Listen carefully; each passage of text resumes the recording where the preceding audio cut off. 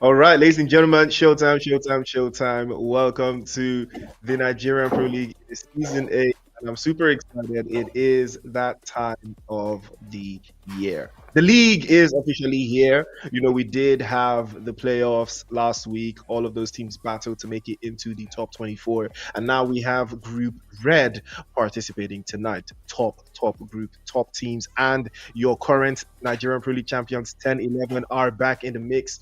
What do they have for us in store tonight? But let's not forget, Mitch is also here in the background. Mitch, how are you feeling tonight? Hi, Priest. I'm actually quite excited.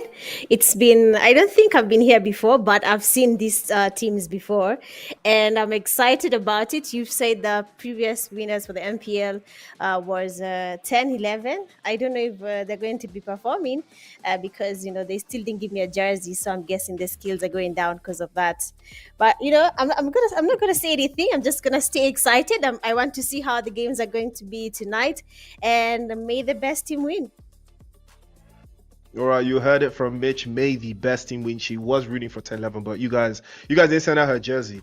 You guys didn't send out her jersey. Also, big shout out to Monster. They sent me merchandise, new merch from Monster. You already know, type, type, type, type, type. So yeah, I'm excited. I'm super excited, and I'm ready to go. 4 maps up for tonight. We're gonna kick off with Erangel, then we head over to Miramar, and then we head to Sandhawk, and we close things out again in Erangel. Don't forget, top 8 teams from this stage will advance to the Supercharged weekend, where they will gather points for the finals. Every single game is important. 12 teams will be battling to get the top 8 teams. The bottom 4 will not go to the Super Weekend, and things will get much, much harder for them after that. But, the journey of 1,000 miles starts with the first step, and the first step tonight is going to be Erangel, who is going to take the first winner chicken dinner, who is going to have one foot in that Super Weekend. I want to know who it's going to be. You definitely want to know who it's going to be, and it's going to be very, very, absolutely incredible tonight. Yes, action, action, and more action, ladies and gentlemen, for intense maps, and I'm super excited to see who is going to hit the ground running. But yeah, Hmm. we've seen some interesting games from these teams based off of these maps. I've seen some teams change their strategies. They've turned things around in game number 3, game number 4. That is where the mentality kicks in. Mitch, if you are looking at these maps, where do you think the decider map is for those teams that are trying to get into the top 8? Where do you think they need to stand on if they want to advance to the next stage? Is it map 3 or is it map 4? Where do you think they should be targeting to score the maximum points? Why say match three and match four? I'd say match one and match four. Because I mean, how you start the game and how you finish it basically determines how tomorrow will look for you. But I just realized that there's usually like some type of bad luck when you start well winning the game. But I'm hoping that's not the case tonight. But as long as you win the first game and you get your points up as well in the last game, you're probably going to be having a good day tomorrow. But sometimes tables turn. But for me, I'd say match one Erangel and the last match Erangel as well. Two important maps. No, you couldn't have said it better myself. 2 important maps, 12 teams in the cut, 48 players, all of them looking for that money. And speaking of money, 500,000 naira is the prize pool for this stage. And you get one step closer to that grand final. And that is exactly where you need to be. Who will draw the points? Who will stand tall where others falter? It is the Nigerian Pro League, ladies and gentlemen, and this is the league stages. This is match number 1 of day number 1. And who will stand on business? Three Crown Esports did finish quite strongly in game number 1 of the playoffs. They did play in Group A. They started very nicely. I believe they scored about 18 eliminations in the first game. So they hit the Ooh. ground really running. Can they do the same this time around? I'm not sure, because this lobby is significantly much more difficult than what they would expect. And I know for a fact that there's a little bit more to these teams. There's a little bit more to the strategies now, owing to the fact that the lobby is not stacked to the brim. So you do have some time to make tactical decisions. You do have some time to think about what it is you want to do going forward, what type of strategy you want to adopt. And through ground esports, we know that they can be very effective. They can be very strong. They can be very hard headed in holding positions. But what kind of strategy do you think would apply in a lobby like this, Mitch? What kind of strategy do you think would be most ideal in a lobby like this? Well, you've basically told me that these teams are good. I can see familiar teams here in the game, and seeing how Nigeria, just saying, I don't want to gas anyone. Don't be gassed. I'm highlighting that part. Do not be gassed, but then don't just leave it. But Nigeria is really coming up in terms of teams. Like most teams right now have become really, really competitive from Nigeria, and I'd say played passively. Don't be as aggressive as we usually see when people are just in the first stages of any league. They tend to be really aggressive. They're trying to get their points up, the kill points, and then maybe the placement points. If they're lucky, they'll make it to the maybe top 5, 3.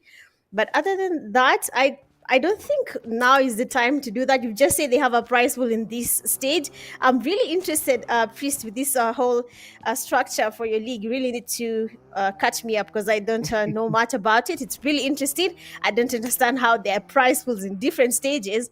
I might just become Nigerian for a league only. But this is really cool, and I'm hoping they play passively because that does work. Aggressively right now, no. Money on the line, please be as passive as possible. If you get your fight coming to you, then take it. If it doesn't, leave it. Oh. Ooh. Oh, what a spray there. Well, oh, they're going aura for aura right now. Foul play in trouble. They will trade off. It looks like Bodachoko is not going to be making it out of this one. Alucard probably trying to deal with this one over the top side. But Mitch, you did talk about this. I think I would give you a little bit of a refresher course on what the Nigerian Pro League structure is looking at like right now. But we've got Mm-hmm. three stages of the split, or we've got the league. It's split into two different stages. Yeah, we have Mm-hmm. Amatan and then we have Rain. So the structures for both splits are pretty much the same. So in this particular split, this is the Amatan split for the first part of the season. We have the playoffs to get the teams that will play in the league.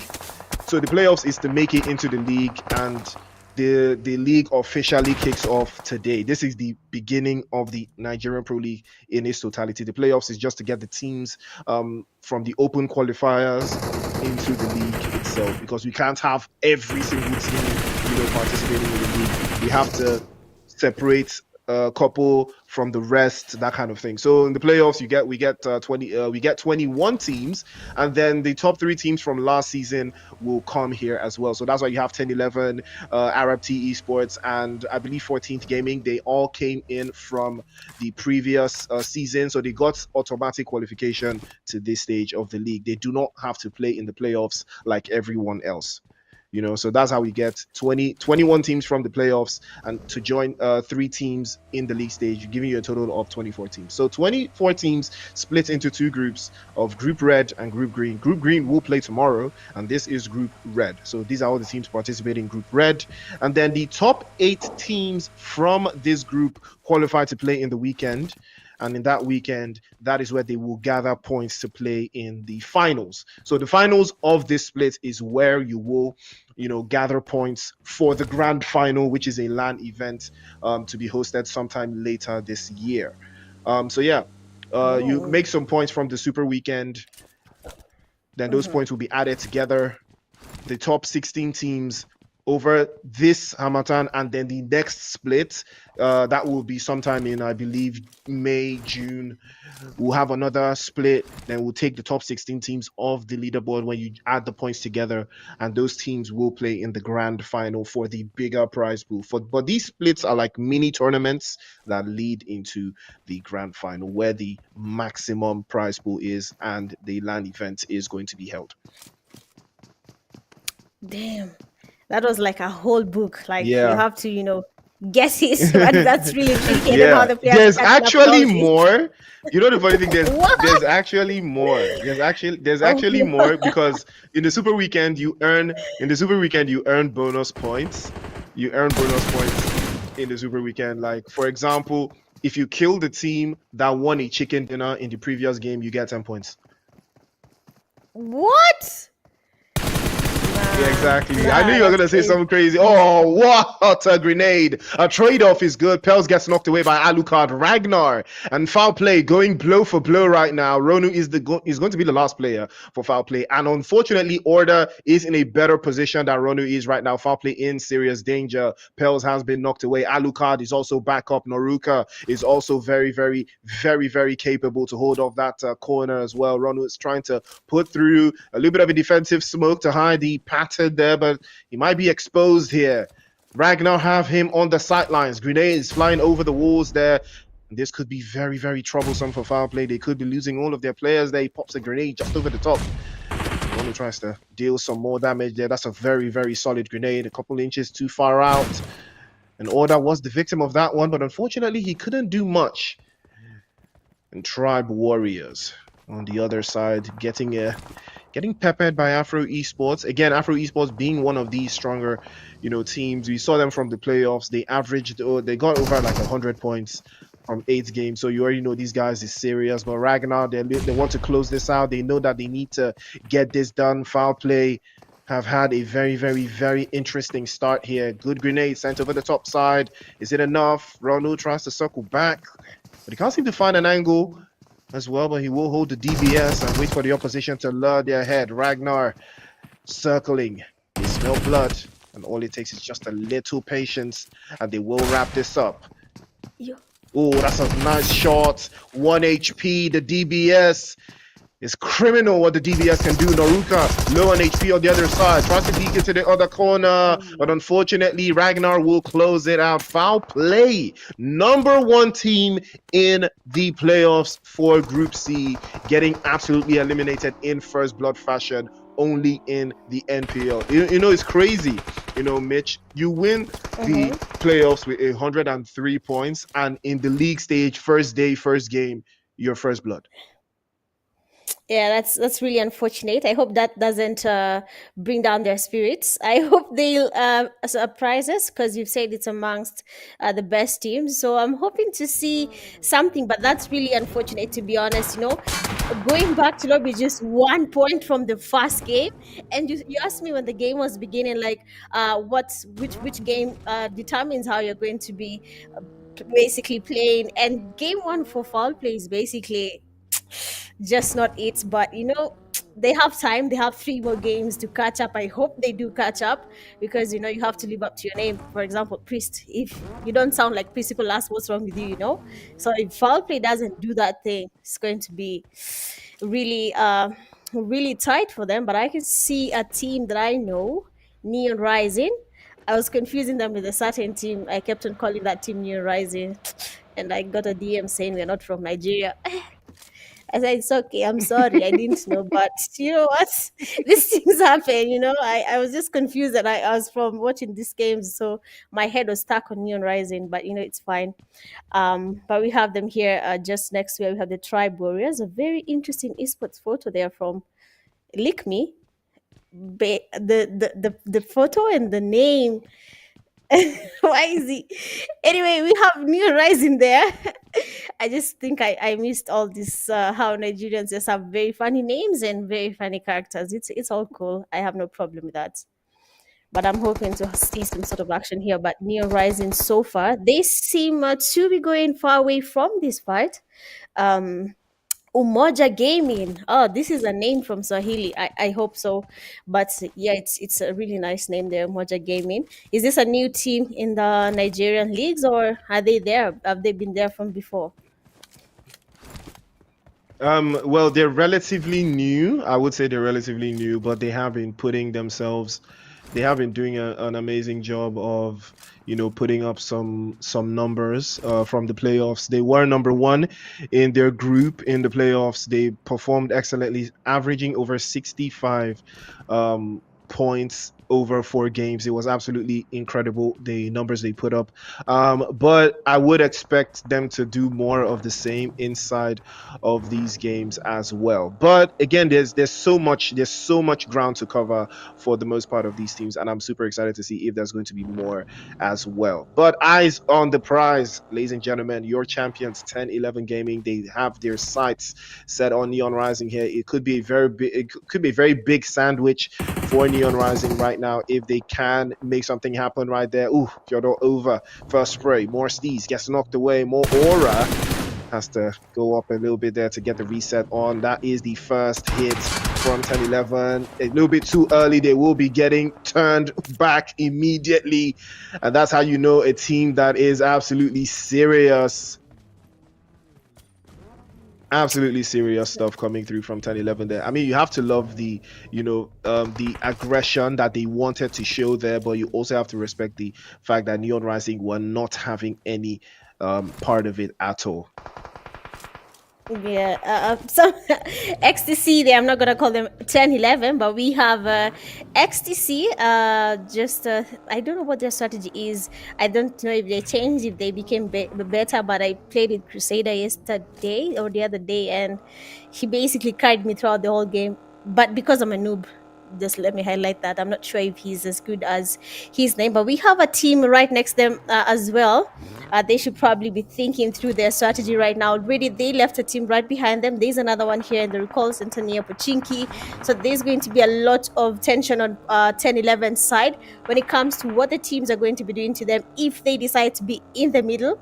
And immediately they know this is 10-11. The same way, anytime you meet any pro team in the game, you have to eliminate them before they take you out. You have to just do it.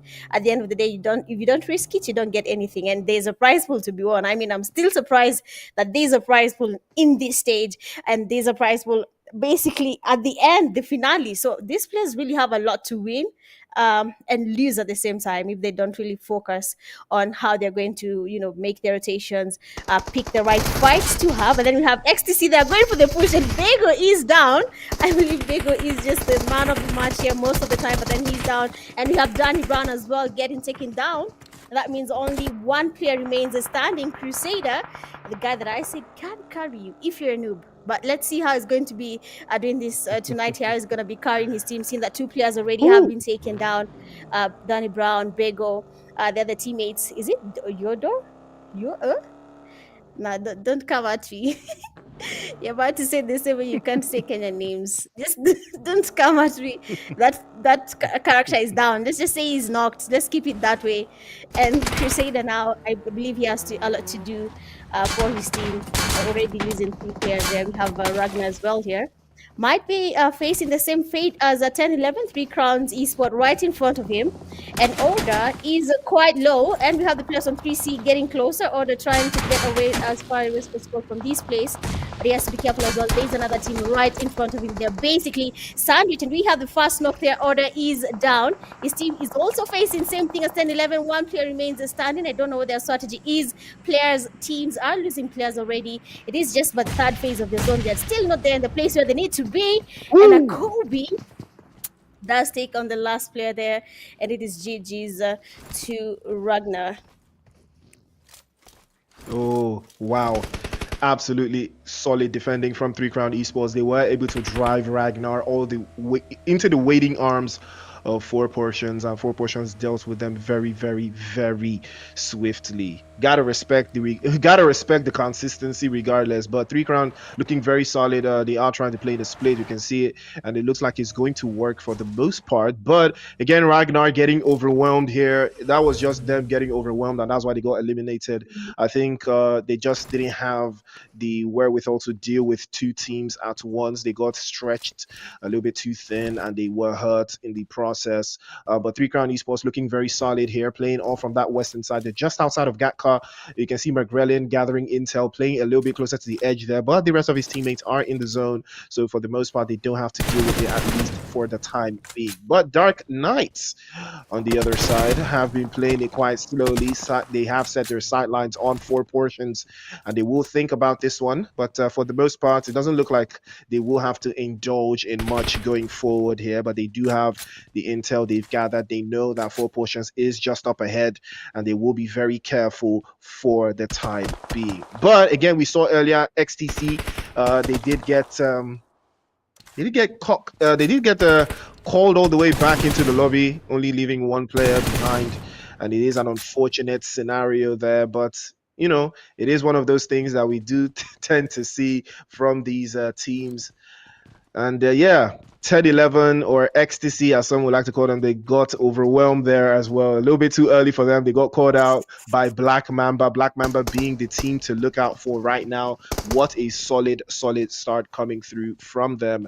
Three eliminations to the good. It's a very, very solid way to start. And they have all of their players up. Everything is looking good for them. And they have a little bit of the zone to work with as well. So eyes will be on the prize for the most part. But Mitch, two teams eliminated so far. We still have, I believe, 10 teams in the lobby, 10 teams in the cut. And remember, top eight is the goal. Some teams have not secured any eliminations and they've not secured any points just yet. Do you think, those teams that have secured eliminations at least do have, that they're not under any pressure as of yet? Uh, well, the pressure is there because you can see what's happening. The lobby is basically, there's just something I don't know what they've taken tonight, but then everyone is just out there to get those kills. But you can say they are a little bit advantaged in terms of kill points. They can say they're one step ahead there.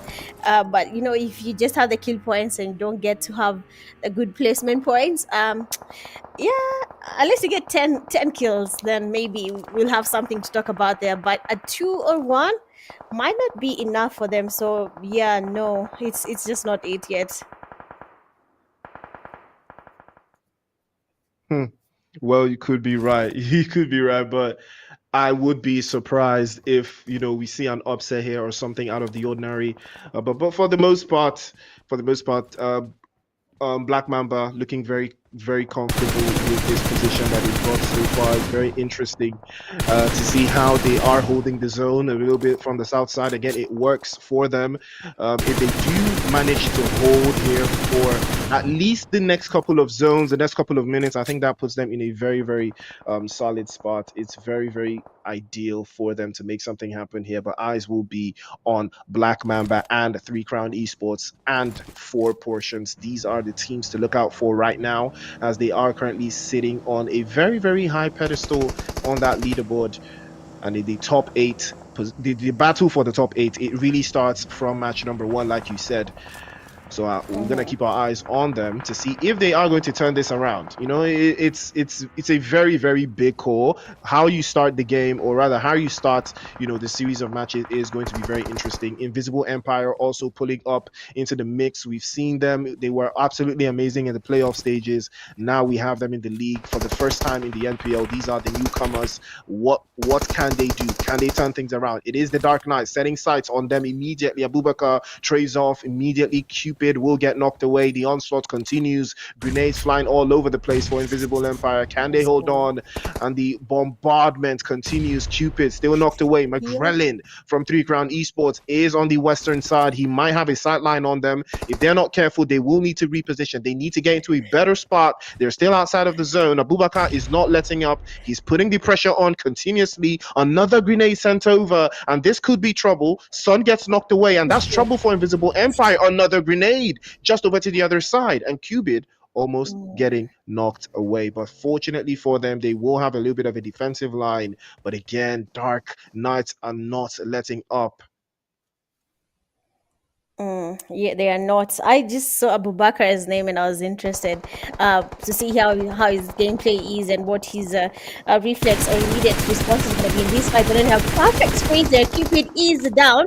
Abu Bakar might be seen to get more knocks here because already 2 players are down. They're basically going to try get something happening there. But then the zone is not their friend. There is a push happening there. The DBS is in, and we have a wipe there. And it is GG's to Abu Bakar. I was about to say that thing where they say I can say no. I don't know if it's insulting, so let's keep it low. But I no, it's like a song there with the name Abu Bakar. It's very funny, but what the gaming they're trying to do their best here. DBS in from Perry, and they have another team out taken back slowly GG's to the Umoja Gaming. You say they are new to the game, so they're actually doing a really good job. If they're not new, but basically somewhat new because someone just said their IGL downloaded the game in January. So that's something there on that line. But I can't listen to what people say in the comment section. Sometimes they're just smiling and they want me to say something off, and you have to keep it low there just to make sure on the safe side when it comes to this. But I'm gonna send you that Abu Bakar audio, and you'll get why it makes sense right now, seeing that he got to do a very wipe there on the DBS and the spray with the M4. Yeah, you could. I would like to hear that audio. I even want to know what the context for that is. But right now, Black Mamba still looking very strong. 5 eliminations to the good, but unfortunately, Jim Rat is going to get knocked away by Crusader. Ecstasy still very much in the mix. 3 Crown Esports will turn the tide around, and they will eliminate 4 portions. Lala will go back into the lobby, but they did go out with 4 eliminations as well, and things are going to be very interesting going forward right now. Umoja still very comfortable. 2 eliminations, all their players up, and a little bit of the zone in their favor. And it looks like Ecstasy will be eliminated in 7th with 1 elimination in their belt. Perry has to play off a little bit closer than they would think, but Black Mamba will continue their onslaught, and T-Bag will circle back, and Black Dice has been knocked away. T-Bag is very low on HP, trying to keep his teammates in the loop of how they want to move. You can see the central position.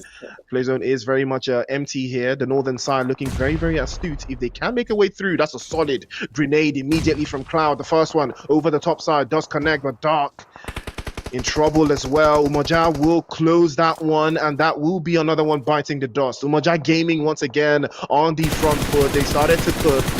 Black Mamba will send more shots over the top side. Afro Esports in trouble. SWAT will go all the way down. T-Back again continues to mount the pressure over the top. And he's doing this in spectacular fashion. Another grenade sent over by Professor. Black Mamba still not letting this one up. T-Back continues to mount the pressure as well. The smokes cleaning the light path over to that other side. Professor still trying to keep his position hidden. Naruto with a good spray over to the other side as well. Neon Rising still very much in the mix. 3 Crown Esports are down to just 1. It is Cloud. And Black Mamba may be having a field day with this one. They do have a very solid position, but again, the play zone just at their heel. Can't move around too much. They will be exposed. And a couple of seconds before that play zone starts to move away. Who can turn things around, Mitch? Probably the snake here.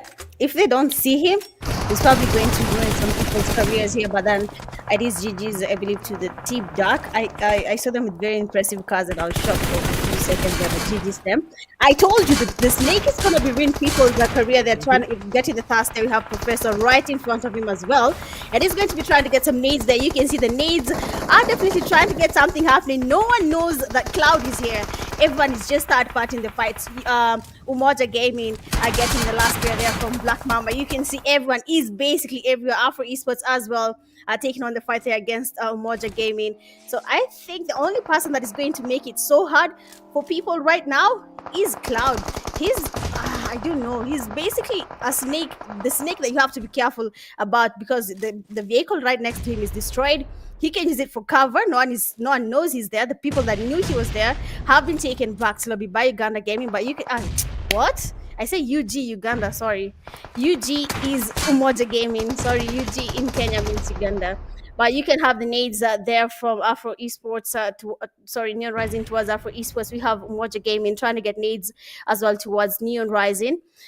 Cloud is still patient there, snaking it out. He's not going to be really doing anything much, but then the nade there on Neon more, I just saw it land on his head while he's snaking. I don't think there's anyone who cannot outsmart Cloud right now. There is no snake like Cloud, so let's give him the credit here. It's gonna be ruining something, but then the zone is about to move. Is going to be forced to go closer to Afro Esports. Neon Rising, Umoja Gaming as well might just see him, but we're going to give him time to see what happens there. But we have more there trying to get as much damage as possible on the players from Umoja Gaming.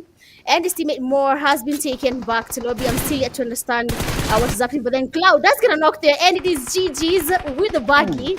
What type of way to go back to lobby? And Neon Rising, they are trying to do their best here, trying to get as much damage as stopping Umoja Gaming for making it to the safe zone. 2 players are down. two players that do remain. Afro Esports still at the same place. More matches between that thing with that Kobe, depending on how he cooks it and his accuracy. Oh, Nah, nothing has changed here. Only that Umoja are the ones who were leading in terms of numbers, in terms of players in the game. But then the tables have turned, and we have the last two players here from Neon Rising ready to take on the last player from Afro Esports. Priest, how good is Neo? How good is he? well, we're about to see right now. Tries to trade over the first one immediately. Good knock, but he knows the grenade is coming, and he almost Oh dropped my it all the other goodness. side. 1 HP. Let's Neo, my go. clutch. Monax. Can he knock him? Let's No, go. he will not. The No. DBS will clutch, and that is how you make it happen. That is how you turn Man, it on its head. You got let's cooked go. immediately. You tried to cook the grenade. And that, ladies and Oh, gentlemen, is how Afro Esports will turn things around. Afro Esports with that chicken dinner, standing on business. This was the number one team, or rather, in the number one spot for most eliminations in the previous playoff stage. Group C, they finished with 101 points, and you're starting to see why. Afro Esports, what a finish! What a finish from Afro Esports! Absolutely incredible stuff, and that is what we love to see. 6 eliminations, 4 from Neo, 2 from Chris, but Dax and Outcast still putting in that work. But again, you gotta respect it regardless. Afro Esports starting game number 1 as they mean to go on. Now that is what you call that's what you call what that was just a crazy yeah. finish. I really thought Neon Rising were having this one in the bag, but Afro Esports just had something up their sleeve. Neo was just not falling for the pressure. 44 total eliminations, 47 knockouts. That tells you exactly what kind of game this was. Over 5,000 in heals, 6 grenade eliminations, 18 assists, and 1 vehicle elimination. I think we saw that one from Umoja Gaming on Cloud. I think we saw that was the only one we saw, and it was towards the ending of the game. Afro Esports with over 1,200 in damage points, as opposed to 1,000 from Neon Rising, and just very close. These two teams were very close. Very close in the strategies that they applied. We saw how solid they could be, how solid they could get, and they put a lot of work and they put a lot of effort into it. And we're starting to see how how they want to go on for the rest of the games tonight, and I'm super excited. I want to see more from Afro Esports, more from Neon Rising, if they can keep this consistency. But I would be impressed if they continue to do the same. Yeah, we have our MVP there, man of the match from Umoja Gaming. I think that's Perry. Does get 4 eliminations, deals a damage of 688, 0 assists, survives a total time of 26 minutes and 7 seconds, gets 3 knocks and 44 heals. Basically, we saw how Umoja Gaming survived throughout the game. We thought they were going to be getting the chicken dinner. They had the numbers, they had the position, but then when the zone moved, that was something else. We have the top players here for match 1. We have Umoja Gaming player Perry, 4 eliminations, a damage of 688. Second, we have Gigi Neo, 4 eliminations, a damage of 584. We have 3C Cloud, 3 eliminations, a damage of 677. UG Pim, 2 eliminations, a damage of 472. And we have in position 5 there as a top player, we have Dark Frost with 2 eliminations and a damage of 449. We can basically see a pattern here. Moja Gaming did get that for sure. We expected that with how they played. And we have the match rankings finally. Afro Esports, the winner chicken dinner does give it to them there. They get a total of 16 points in total. The eliminations were 6, and of course placement points, like I said, very important. Neon Rising not that far, 13 points in, with Moja Gaming at 12. The margin is quite small, so game 2 might be changing that. Black Mamba with 8, 3C 7, Dark Knight 7, we have 4 Potions with 5, Ragnar 4, 10 11 2, Tribe 1, Fall Play 1, and Invincible Empire 0. That's surprising. Okay, not really, because I don't think they got. Yes, they didn't get any eliminations, even though they survived for quite some time. But for 10, 11, I'd say, and foul play, those two teams, interesting to see them there. But you know what? It is just but the first game. We have 3 more games to go tonight, and it's going to be really, really interesting when we see the tables turning. But you know what? Let's just give it a try and see how it goes in the next games. Well, I would love to see how it goes in the next game. Afro Esports started very, very nice, very strong. Neon Rising as well. We want to see, the teams that didn't fare so well in this game, can they do better in match number two? But yeah, let's take a break. By the time we come back, we'll have a little bit of an idea of what we are going to be looking out for in Miramar. Yes.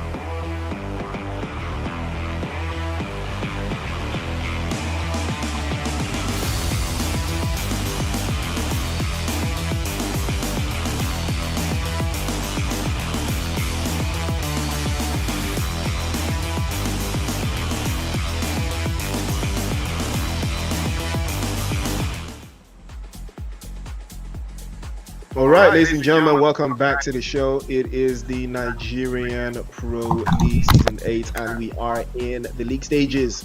It is match number 2, day 1. We are looking for the top 8 teams that will advance to the Supercharged weekend, where they will earn points to play in the finals. Mitch, you saw how that game ended. Afro Esports snatching it away from Neon Rising in the final moments.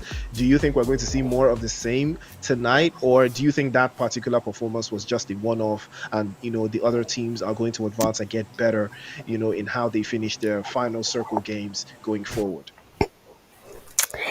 I'm actually hoping to see more of that. And with how the lobby is looking, we're probably going to be surprised because even for Neo, it was a surprise for all of us. And I think the players will do the same thing. And I don't know if it's going to be the same player again, but it's definitely going to be someone surprised us again. Like the first game, it is Miramar. It is quite a big map. When it ends, there's going to be a lot of, third party fights, a lot of basically people making the wrong decisions when it comes to which grounds to hold, which hills to be on. It's going to be really interesting, and honestly, I don't know how to say it, but I'm really excited. I really want to see how this game is going to end because there's some tension between the players, and they need to prove their worth. A team like Foul Play, XTC, game one was just not their game at all. So we're going to be seeing that as well. I'm just all I can say is give me what do you say in Nigeria that you can like water? What's water in Nigeria? Yeah, I don't know. water is water, girl. I Water is water. I'm not sure what really you mean. Like, is it like water is Fiji, like absolutely Fiji water. or Like, I don't. whatever? Yeah, Really? no.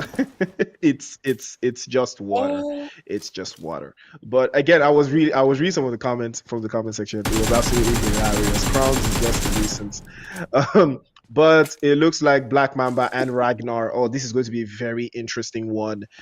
These two teams will be going pound for pound, and I want to see who's going to come out on top here. They are sitting in a very interesting position, just a little bit out there in the eastern side of the zone, not too far out, but I think they will have. I think whoever comes out of on top in this has the potential to go really far into the game based off of how the play zone is looking. But Black Mamba did have a very strong start, a couple of eliminations and a nice enough finish in the last game. But again, after that first game, there's no stretch. It was the team that did win the chicken dinner Afro Esports. They didn't do it by a crazy margin. And order, what a spray that was. M16 straight to the skull.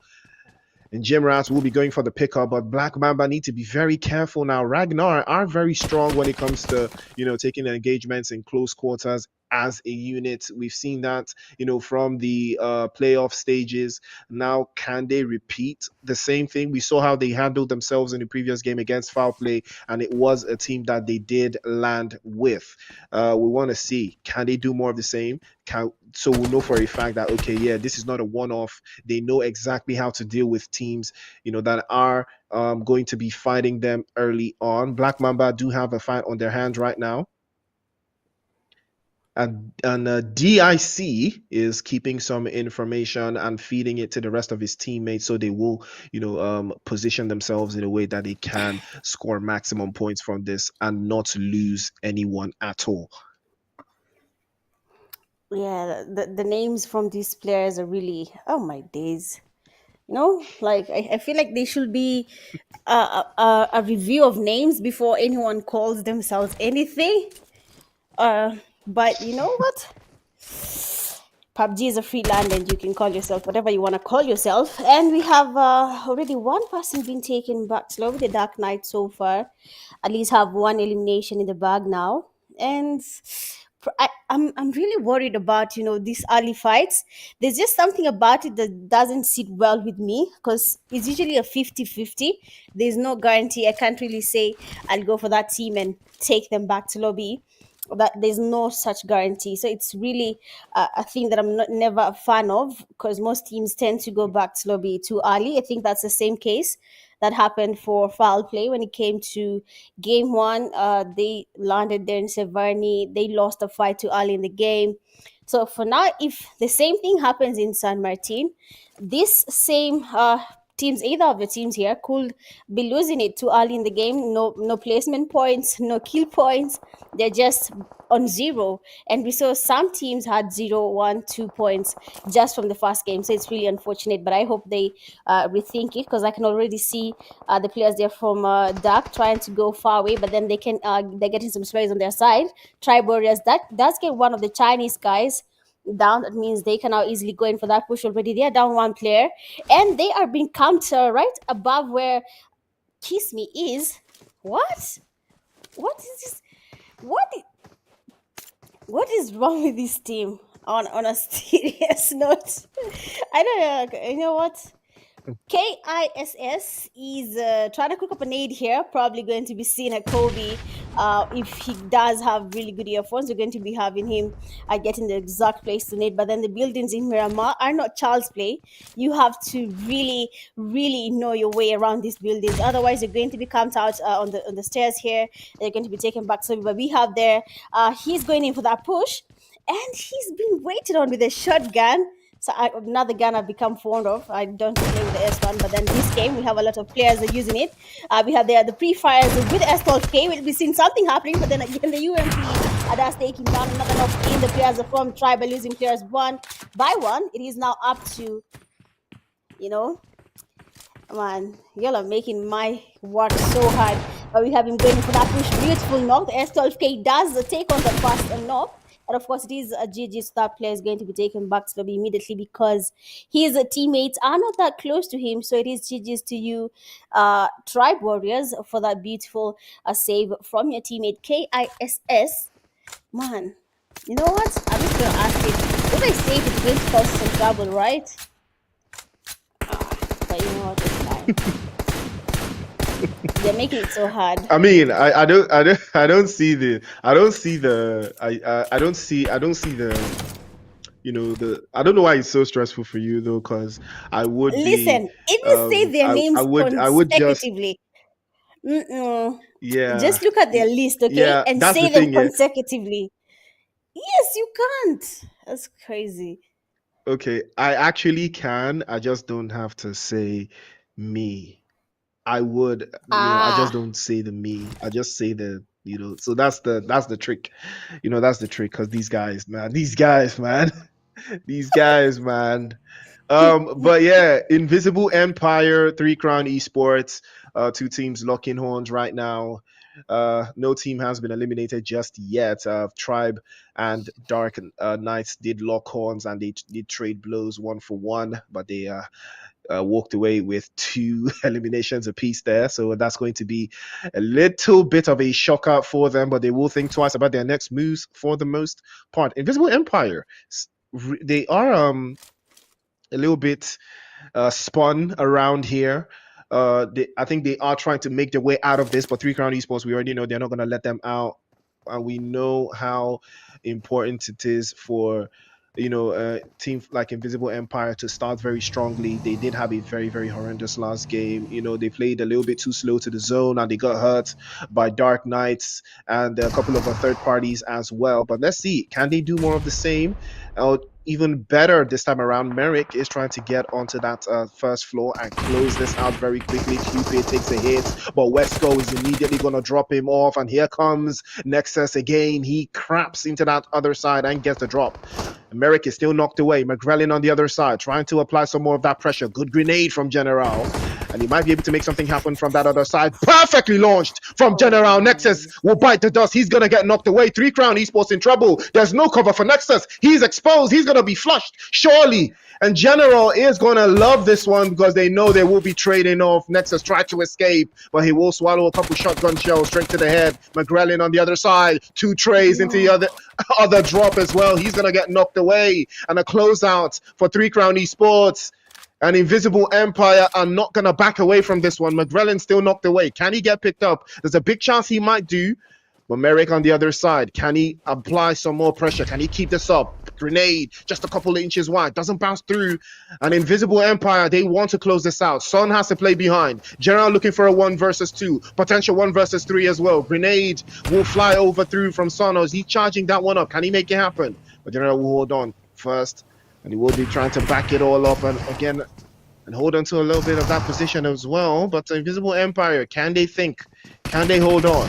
2 versus 3. Son has to peek into the other side as well. McGrellin, grenade in hand, over to the other side. First shot is good, but unfortunately, 2 Hound inside. And we'll try again. Invisible Empire, the bait and switch is good. Son tries No. again. First shot is good, even better. DBS, very, very diabolical. Almost tried to circle back his shots. Too far out. Merrick jumps out immediately, trying to close this out. 3 Crown Esports, they have to make this right. They cannot afford to lose right now. McGrellin, still very low on HP, charges the grenade, not going for the heal up, and he might decide to bounce this one off the walls if he cracks it in. Yes, he Mm. does. Sun falls. 3 Crown Esports is theirs for the taking right now. They can eat their cake and have it at the same time if they do this in the right format. But Merrick was not aware. General was there. Closes out. General almost clutched, but McGrellin is there for the taking, and he will take that game for 3 Crown Esports, but at a very, very huge cost.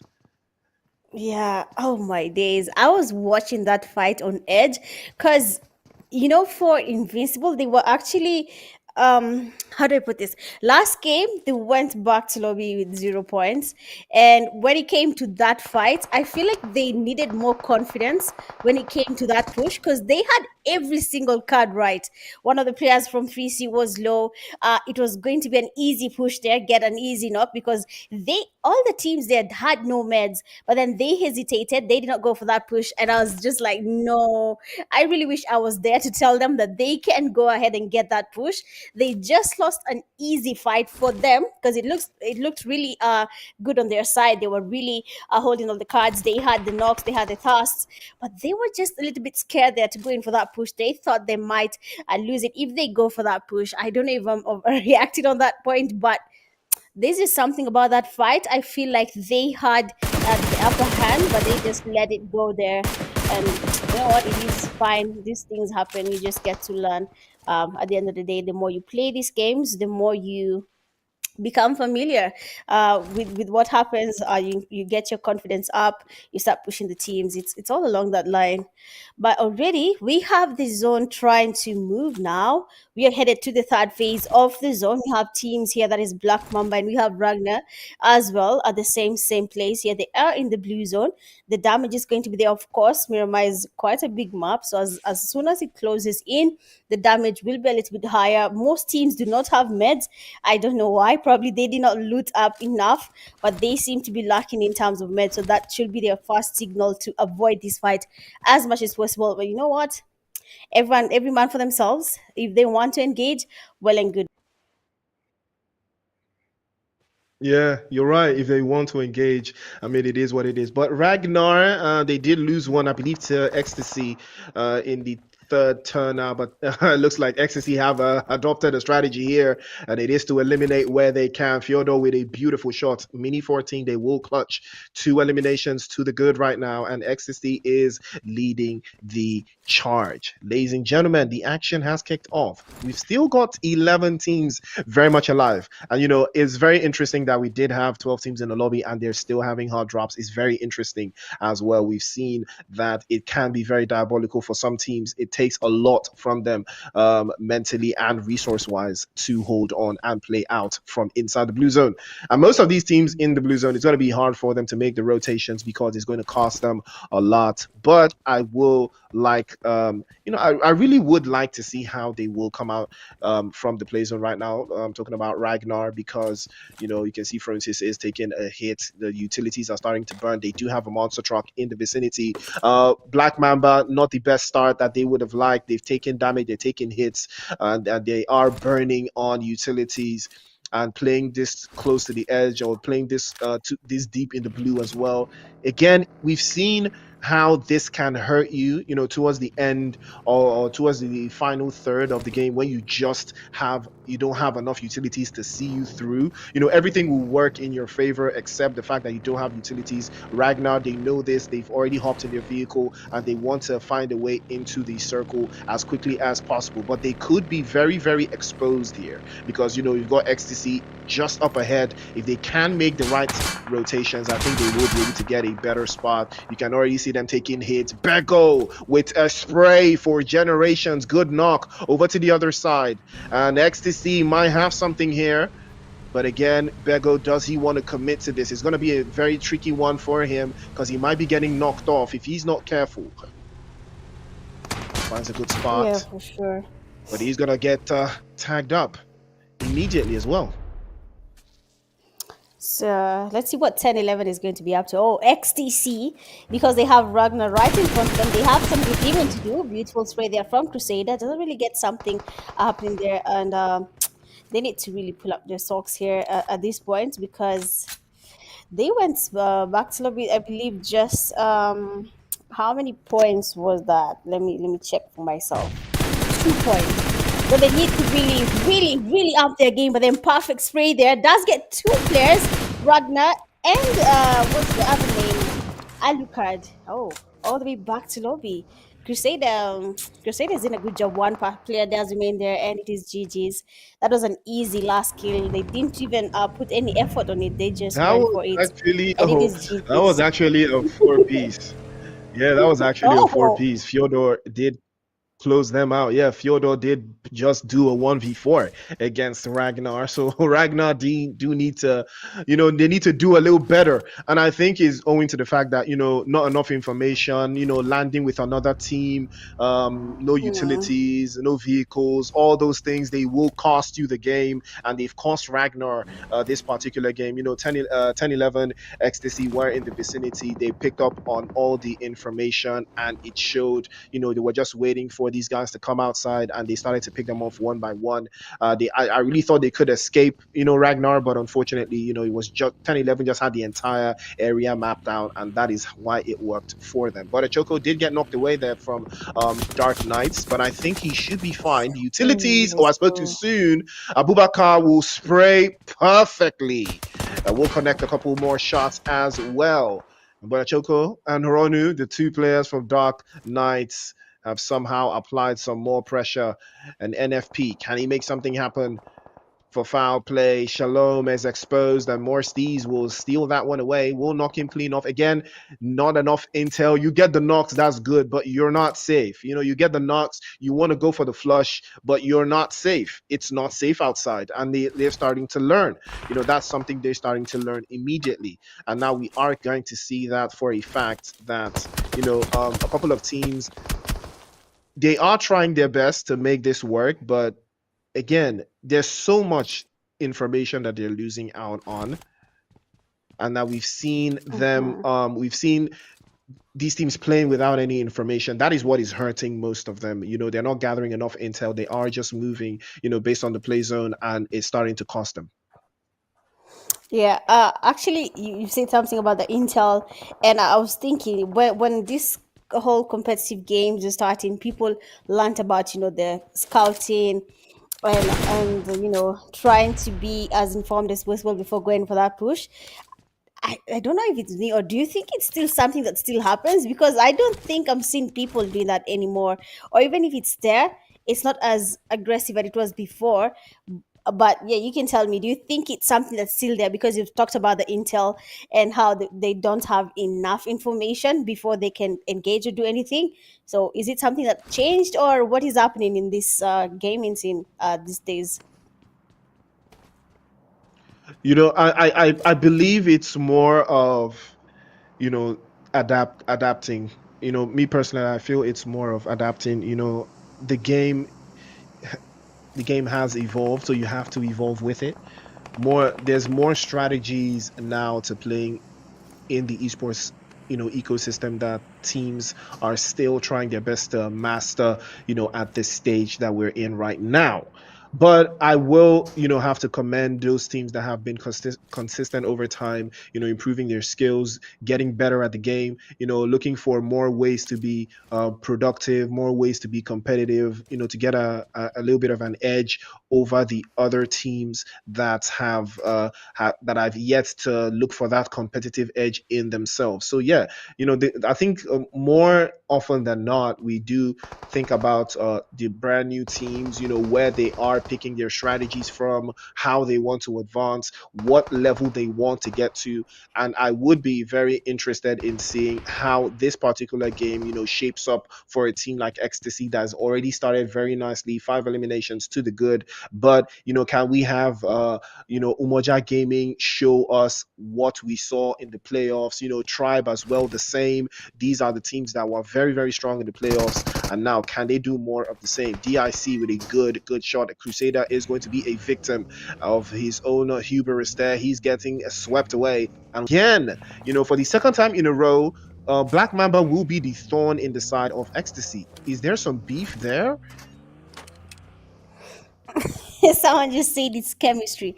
It's chemistry. So let's stick to that. If it's chemistry, we are not getting in the middle of that. Let it continue, let it flourish. Let's get everything that comes in it. But I can hear how you're saying Umoja. You said it like Nigerian. But it's Umoja, okay? It's Umoja.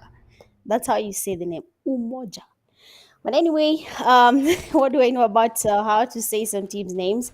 But we have 10, 11 there. I'm looking to see if they're going to really go for that chicken dinner. I believe they have the pressure now in their head because they saw the points they got last game and now they're trying to do that thing. For Black as well, right now, probably for the fans, they're going to try and take out 10, 11 just to be on the safe side, just to make sure their fans are not disappointed. But we're going to be waiting to see what happens there. But we have Umoja Gaming trying to get the rotation here happening for their team. I hope this time round, last time they had a chance of getting the chicken dinner, it just left them by a small margin. And now that they're still here in the game, 10 teams still remaining, the zone is getting smaller. We're about to go to the sixth phase. It's going to get a little bit more intense. I hope they're looking to get that chicken right now because they really, they really need it.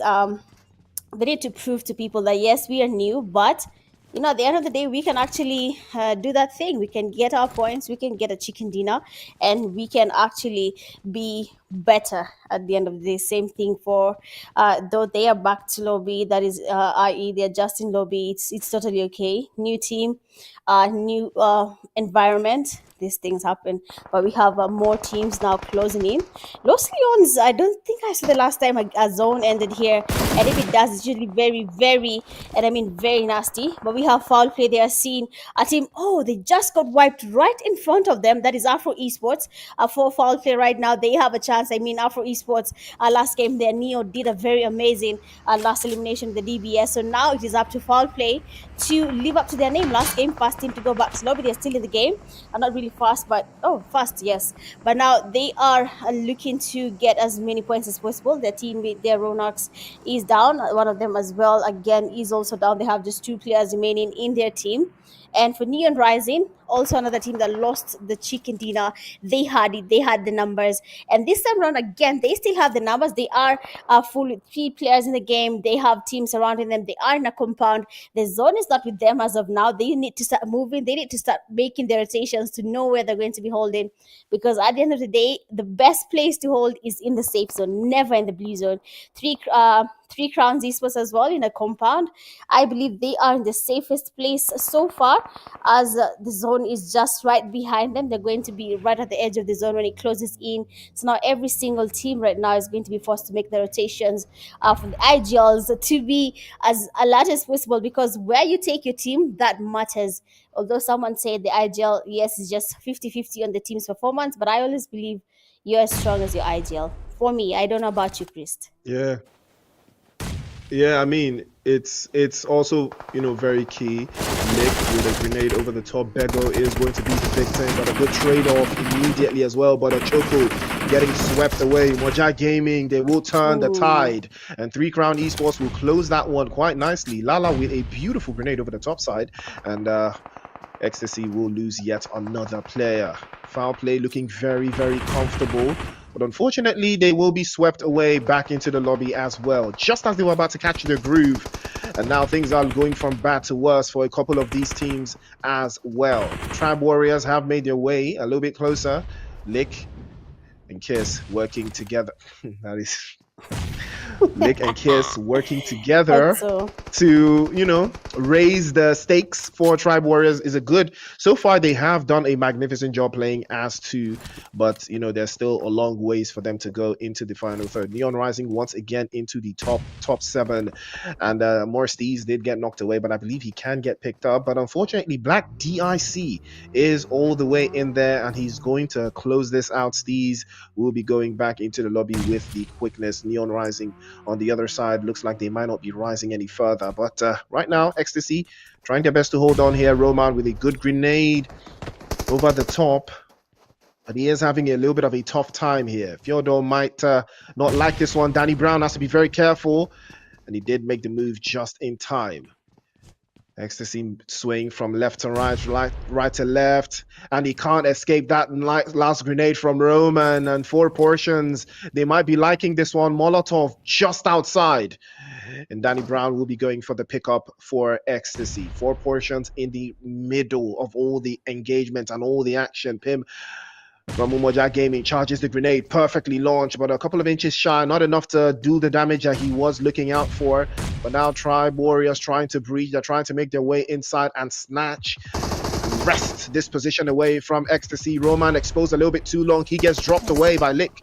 And Tribe Warriors enjoying this one. They are starting to rain on their parade of 4 portions. 4 portions look like they did try to make this work, but a grenade beautifully dropped from more Steez, and 3 Crown Esports will be eliminated, but they did manage to bag 8 eliminations in the process. And now we are down to 6. 13 players alive, but they can't seem to find through. Fyodor exposed. He's going to be dropped away. Umoja Gaming starting to rain on their parade as well. First elimination for them, but they do trade off. One of their players did get knocked away in that exchange, and now Tribe Warriors are trying to make their way through. Kiss and Lick still trying to work together. Good grenade, Muse beautifully dropped through by more by more chicks, and Tribe Warriors unfortunately will not advance any further, and that will be the one that bites the dust. Umoja Gaming trying their best to make something happen here. Grenade over to the top side, and that's going to be the end for Ecstasy. They go out in 6 eliminations for them as well, and Umoja Gaming slowly but surely they're starting to creep.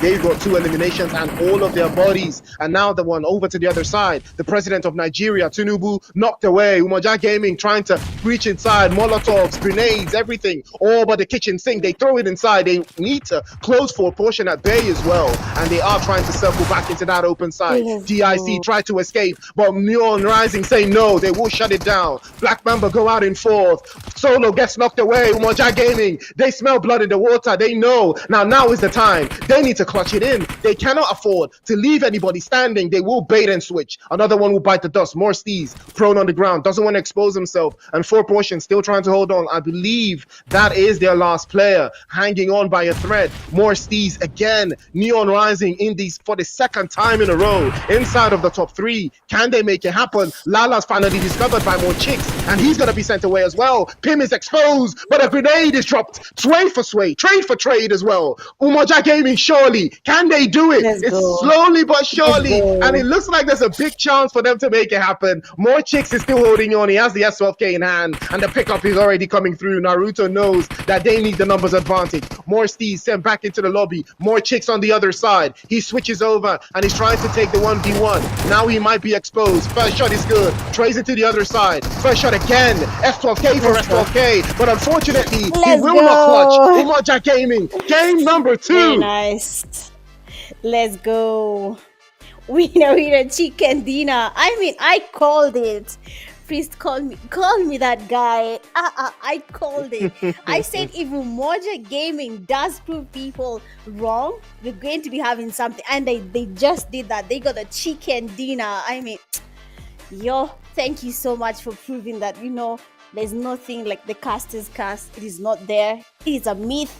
And Umoja Gaming have gotten their winner chicken dinner. I couldn't be I don't know how to express what I feel for them, but I'm happy for them.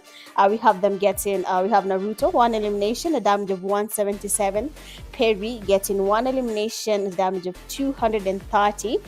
Tinubu, I believe that's the guy who's been called the president of Nigeria, if I'm not wrong, but has 1 elimination and a damage of 86. And then we have Pim there getting 2 eliminations as well. Looking at the total number of eliminations at 41 and a good amount of knocks there, 46. Total healings at 7,753. 8 grenade eliminations, 13 assists, and 1 vehicle elimination. We can say proudly we have witnessed the grenade eliminations, 8 of them, and we have also witnessed the 1 vehicle elimination where we saw XTC taking on Ragnar. So again, GG's on that for XTC, even though they haven't gotten the chicken dinner. But for the grenades, we saw them from the word go. We saw them from different teams. And when the game was ending, I mean, Umoja Gaming just did that thing. They're looking at the head-to-head, Umoja Gaming. And Neon Rising at Umoja dealing a damage of 813. Neon Rising with 1,104. 3 knocks on Umoja Gaming and 7 on Neon Rising. 5 eliminations for Umoja Gaming. 8 eliminations for Neon Rising. A total survival time for Umoja Gaming 28 minutes and 31 seconds. Neon Rising at 28 minutes and 24 seconds. Total points for Umoja Gaming 15 and Neon Rising 14 total points. I mean, I just feel so, satisfied in the heart. I don't know why. But, we have to get, it is what it is there. We have the MVP of the match being 10-11 player, Yodor, getting 5 eliminations, dealing a damage of 511. Total survival time as 26 minutes and 44 seconds for him. 4 knockouts, 0 assists, and 463 healing. GG's to you there. I believe he got the clutch. The top players, we have in position 1 there, Yodor. 5 eliminations, 511 damage. Position 2, we have 3C Cloud again, 4 eliminations, a damage of 682. In 3, we have Neon Mortis, 4 eliminations, a damage of 632. And then we have in position 4 there, more chicks, 4 eliminations, a damage of 373. And the last one in for position 5, we have Tribe Omar, 2 eliminations and a damage of 605. So again, GG's to all the top players. When it comes to the second game for the night, I mean, I don't know about you guys, but we saw these players really dominating. We understand why Yodor is there in position 1, and we know why Omar is also there in the top players for tonight's games. All these players have done amazing things throughout the game. They have got support for their teams, if it's cover fires, if it's getting the eliminations. They have done all that, and we can see why they have been crowned the top players when it comes to the second match, and that is in Miramar. I don't know about how you guys feel about, how Umoja has performed and how, or rather, Umoja.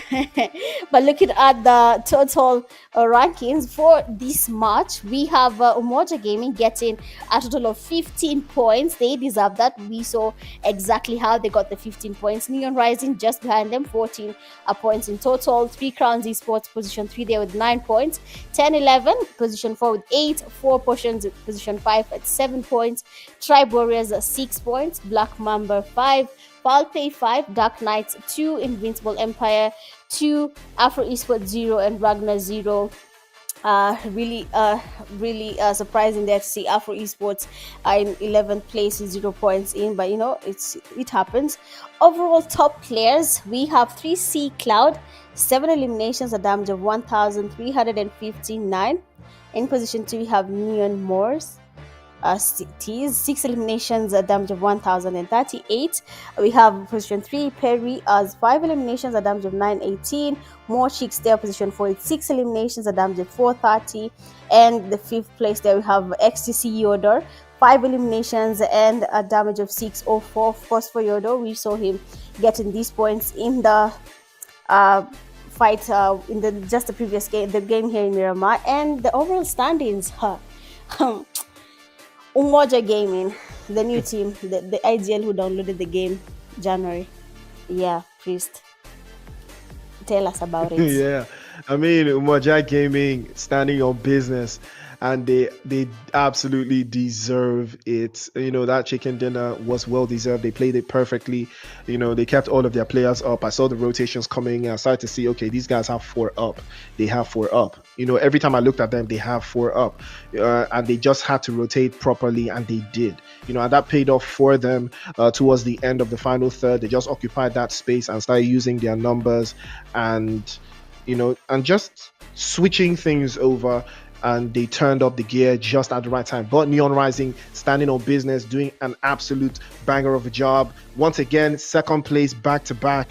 It is not easy, but we're starting to see, okay, these guys, they're not playing around. They know exactly what they need to do, and they are doing exactly that. Afro Esports in third place with 16, sharing the spoils with 3 Crown Esports as well. Black Mamba in fifth with 13, 4 portions in sixth with 12, Ecstasy in seventh with 10, and Dark Knights in eighth with 9, and Tribe in ninth place with 7, Foul Play, Ragnar, and Invisible Empire still struggling a little bit. Remember, top 8 teams will advance to the Super Weekend. That is the goal here. Get into the Super Weekend. How you do it is up to you, but you got to be in the top 8, and it has been a banger of a game this last game. Ragnar, Umoja Gaming, Neon Rising, Black Mamba, Ecstasy, 3 Crown Esports, Afro Esports, everybody is turning up the heat, and this is what we love to do. This is the NPL, ladies and gentlemen. But it's not over just yet. Sanok is where we're heading to. Some people are gonna love it, some people are not gonna love it so much, but what will I do? I'll be there, and I'll see you there right after the break.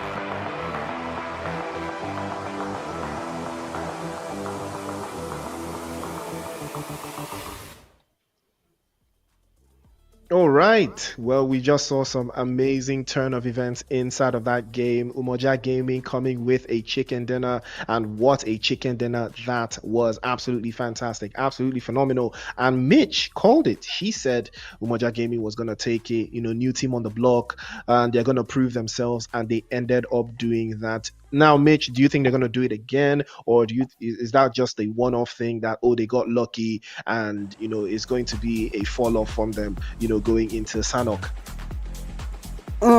I don't really think they got lucky because game one they had I believe they were in fourth place when the fight was going in the last zone, and then now they came back in game two, got their chicken dinner. So it's not really luck. I can say they have strategy, they have skill. People think they're new, maybe they don't really have the gist of all this, but if you see how patient they are, probably that's why they're getting the points. If you're new, at the end of the day, you're always scared. The new girl, the new guy, you can't really just go ahead and start doing things without knowing where am I. I need to understand the people I'm around. I need to know how am I going to be, handling the fights, or if I'm ready to go for that push and stuff like that. They're new, so yes, if they want to, they can get another one. I believe so. Okay, okay, I respect it. Well, looks like some things will never change. And Three Crown Esports and Four Portions will be trading blows here. We've seen this happen in previous seasons, and it looks like it is going to continue this season as well. Merrick trying to go for that final push. Three Crowns have already been able to secure two against Four Portions, and this is not the way Four Portions envision their game going tonight at all. They are being driven back here. Now trying to circle back again and hold this position a little bit closer as well. Four Portions and two players left. They've lost two, but Three Crown Esports, I feel that they will lose this. I feel that they will lose a player here with the way they are pushing this aggressively. But again, McGrellin already had a drop on that position and a trade off. And unfortunately, Yo. it is a clean sweep. And Three Crown Esports will chase Four Portions all the way back. And Four Portions will be going all the way back into the lobby. And that is not how they wanted things to go for them at all. Ooh. Of course, of course.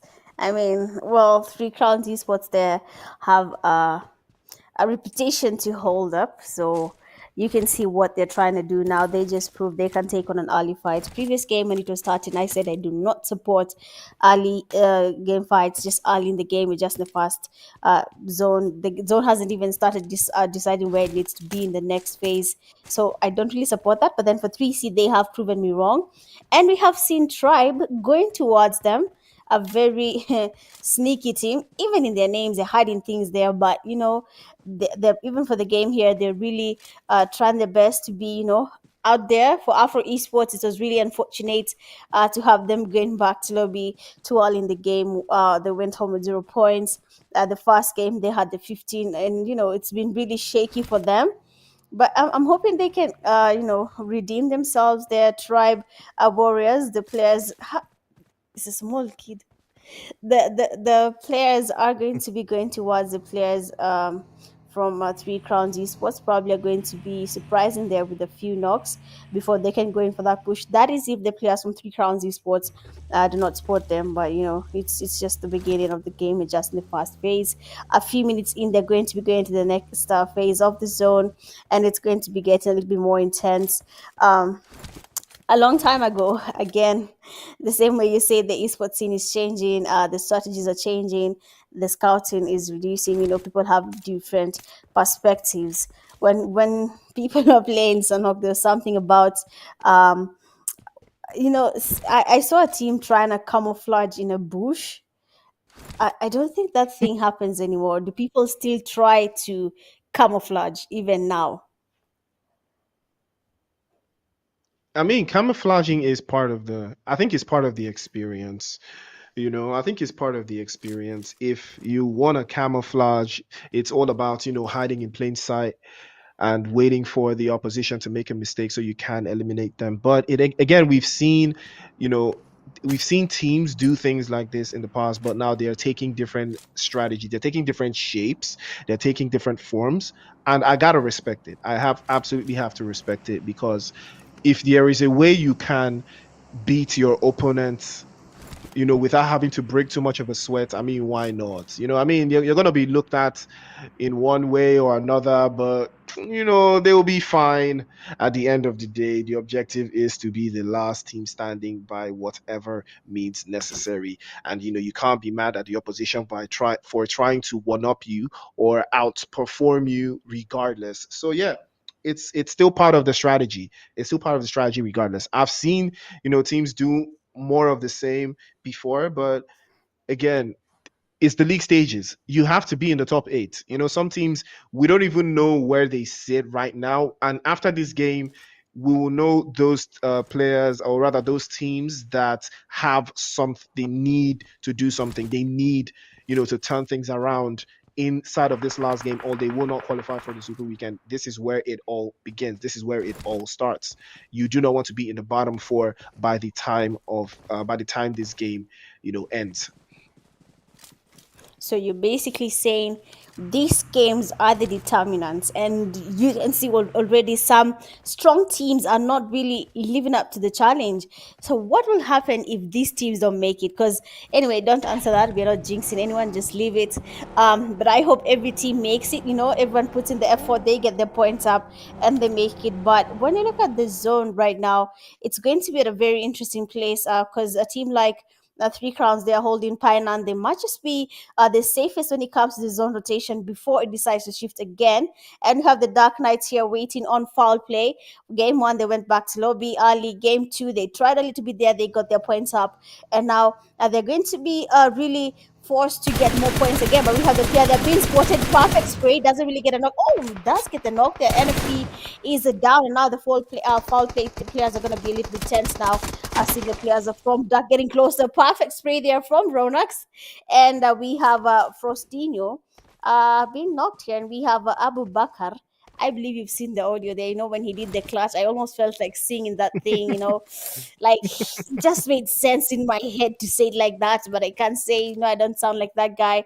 But it's all good. But we have Abu Bakar here, the game one where we saw how he got the cover for his team. They took on the Green Sports players while he was, getting two knocks in. So he's a good player, and I'm hoping that it does pay out. He does get to do something for his team. And we have another knock in. That, of course, is the entry knock. You can see the Chinese or the Korean guy, I don't know which language this is going for that push. Their players from foul play have their teammates still down. Again, Abu Bakar is down. So it's basically a fair play right now to each of the teams. Right now have one player down for foul play. They have one of the players in lobby, the other is down, that is NFP. They're trying to get the revive. They're basically surrounded. Their Dark Knights making it impossible. Perfect spray there from Duck again. Chinku does get another knock in, and foul play has just one player remaining. Game one, we saw them going back to lobby. It will be unfortunate for them to go back to lobby again too early in the game, but we can see he's trying to get the pre-fires there of the DBS, trying to pick up a Kobe on his end. Three Crowns Esports, third party in the fight there. Nexus again is actually getting damage in the Chinese guy. And for now, all he has to do is heal up and get the pusher on the last player from foul play. Otherwise, the players from Three Crowns Esports might just be the reason they don't really have a clutch happening here on foul play. And they're going to be having a really hard time trying to survive there. But we have him trying to get the pre-fires, beautiful damage in.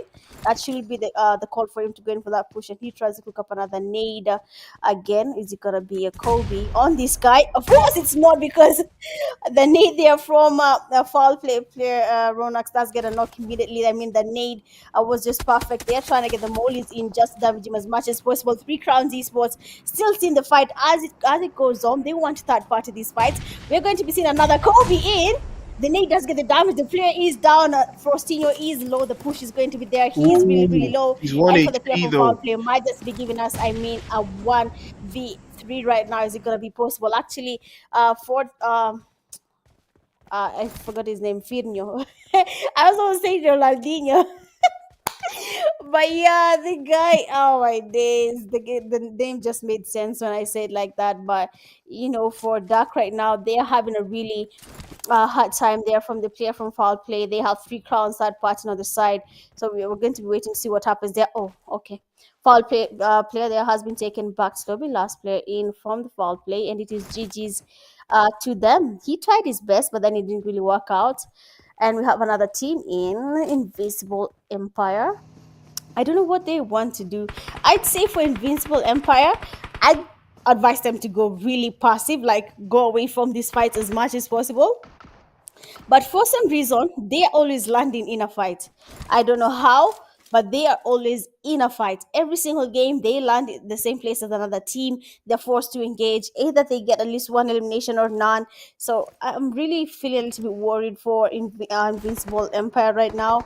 But you know what? That's probably part of their strategy tonight. Yep, you could be right. It's possibly part of their strategy tonight, but we are going to see for a fact, is this going to work? Again, most of the teams that we've seen today have surprised us for the most part, but there have still been some consistent teams in the bunch like Neon Rising, and they've started to show their consistency in this game again. They have secured two eliminations so far at the expense of Invisible Empire. Invisible Empire, on the other hand, unfortunately for them, they can't seem to find their way around the map without losing anybody there. Cupid did send a couple shots there against Neon Rising, but it looks like he might be getting run over to the other side. Switches immediately to the S12K, but unfortunately it's not enough to get the job done. More chicks, and I believe more stees or more.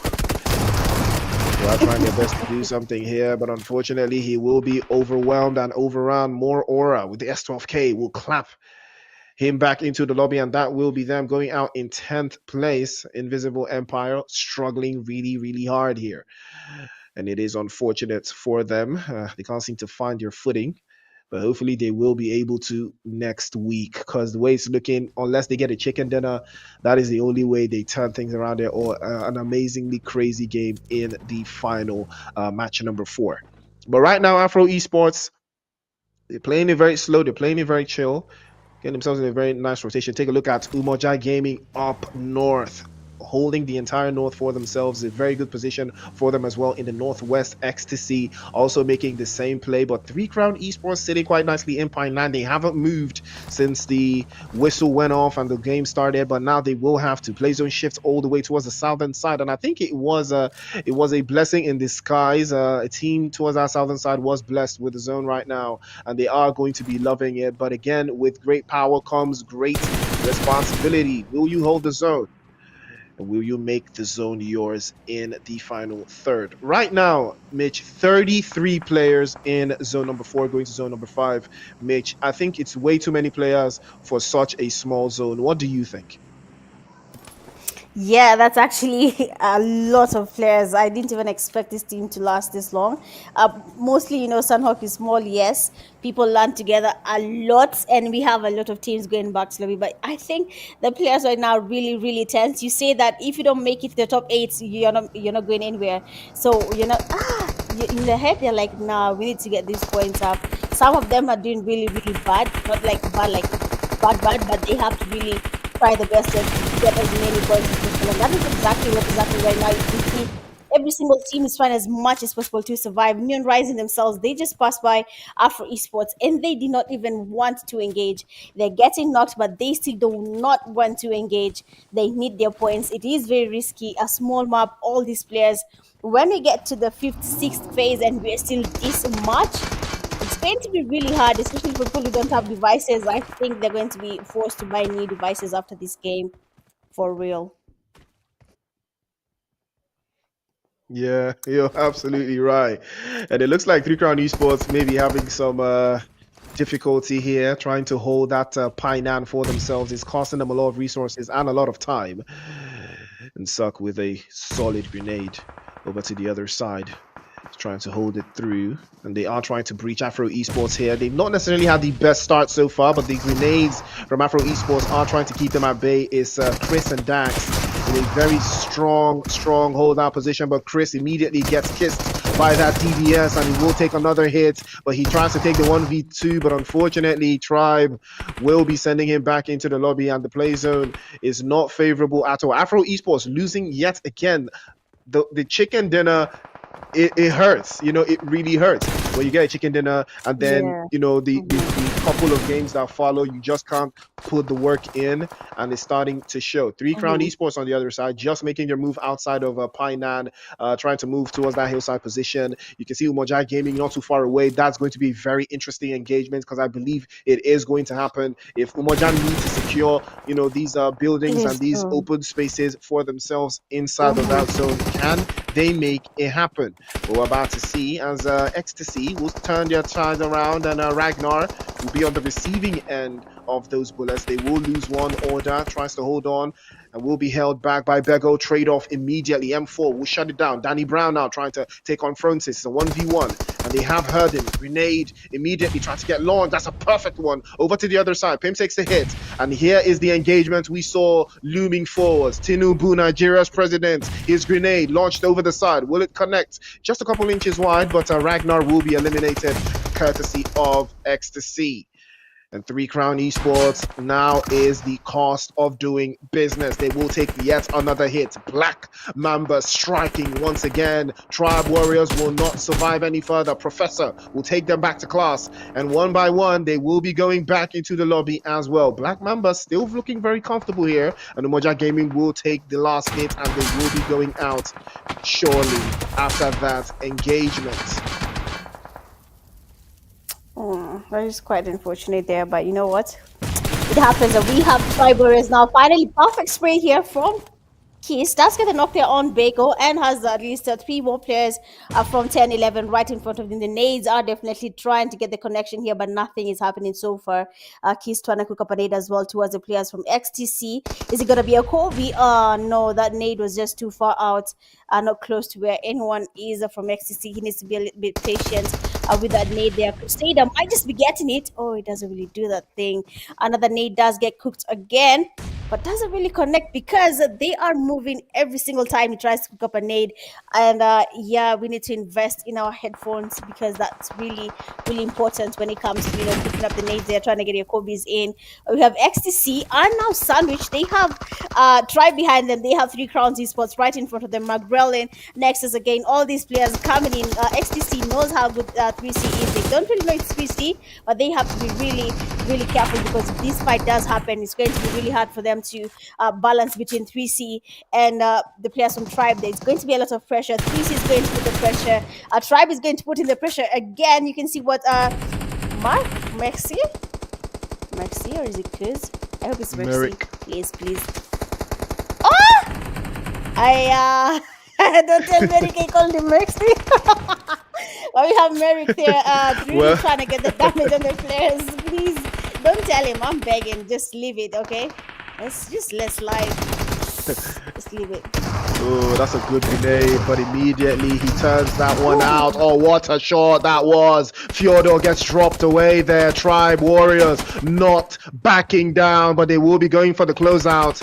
And Crusader and Danny Brown making something turn out from here, but Merrick immediately applies some more pressure. Over to the other side. Good sprays coming through from Merrick. Three Crown Esports swallowing up every single position of that zone. They want to hold it out for themselves, but the play zone is not favorable for them. They will have to move, but they have held the entire western side, and that will give them the upper hand. Another one into that other side again. Finger gets dropped away by Danny Brown. 10-11, they can't make it through. Ecstasy losing yet another. Three Crown Esports, they can smell the chicken dinner. It's not too far out, but Fyodor up onto the other side. Good spray again, but almost gets dropped. He does get dropped. Fyodor had no idea. Danny Brown spotted, takes the first hit, and the S12K straight to the chest, and Three Crown Esports will take the chicken dinner, well deserved, from Painan to the world, ladies and gentlemen. From Painan to the world, Three Crown Esports will take that chicken dinner, and you can't even be mad. That was a clean performance,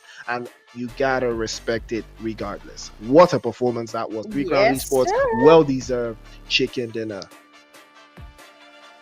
Yes, sir. We have to give them that. I mean, Three Crowns Esports, they got the first fight and they got the last fight. in the same game. So GG's to them. There we have Nexus again getting 3 eliminations, 3 knockouts, and a damage of 469 with just 1 assist. Magrelin getting 4 eliminations, 4 knockouts, a damage of 596 and 6 assists. For Cloud here we have 4 eliminations, 2 knockouts, a damage of 453 and 3 assists. And his teammate there, unfortunately, well, and we have the total match summary. We have 44 eliminations for them, 41 knockouts in total, healings at 5,874, 2 grenade eliminations, 32 assists, and 0 vehicle eliminations, because you know what? They have not been forced to go around with vehicles just to make it to the safe place. They're just in the best place right now. They are making it, playing it chill. No one wanted to move around with vehicles, and it is GG's to them head to head. 3 Crowns Esports. 2018 damage, 10-11 getting 1,147, 10 knockouts for Crowns Esports, and 10-11 getting 5, 15 eliminations of Crowns Esports, and 7 for 10-11. Survival time from 3C, 18 minutes and 25 seconds, 10-11, 18 minutes and 24 seconds, 25 total points, 3 Crowns Esports, and 13 total points for XTC. Something about 3 Crowns, 25 total points. I mean, they were out to get it. This is the third game of the night. They have only one more game to catch up, and they did exactly that. I said when the game began, I said that these teams really need to pull up this game, get their points up as much as possible, and they did exactly that.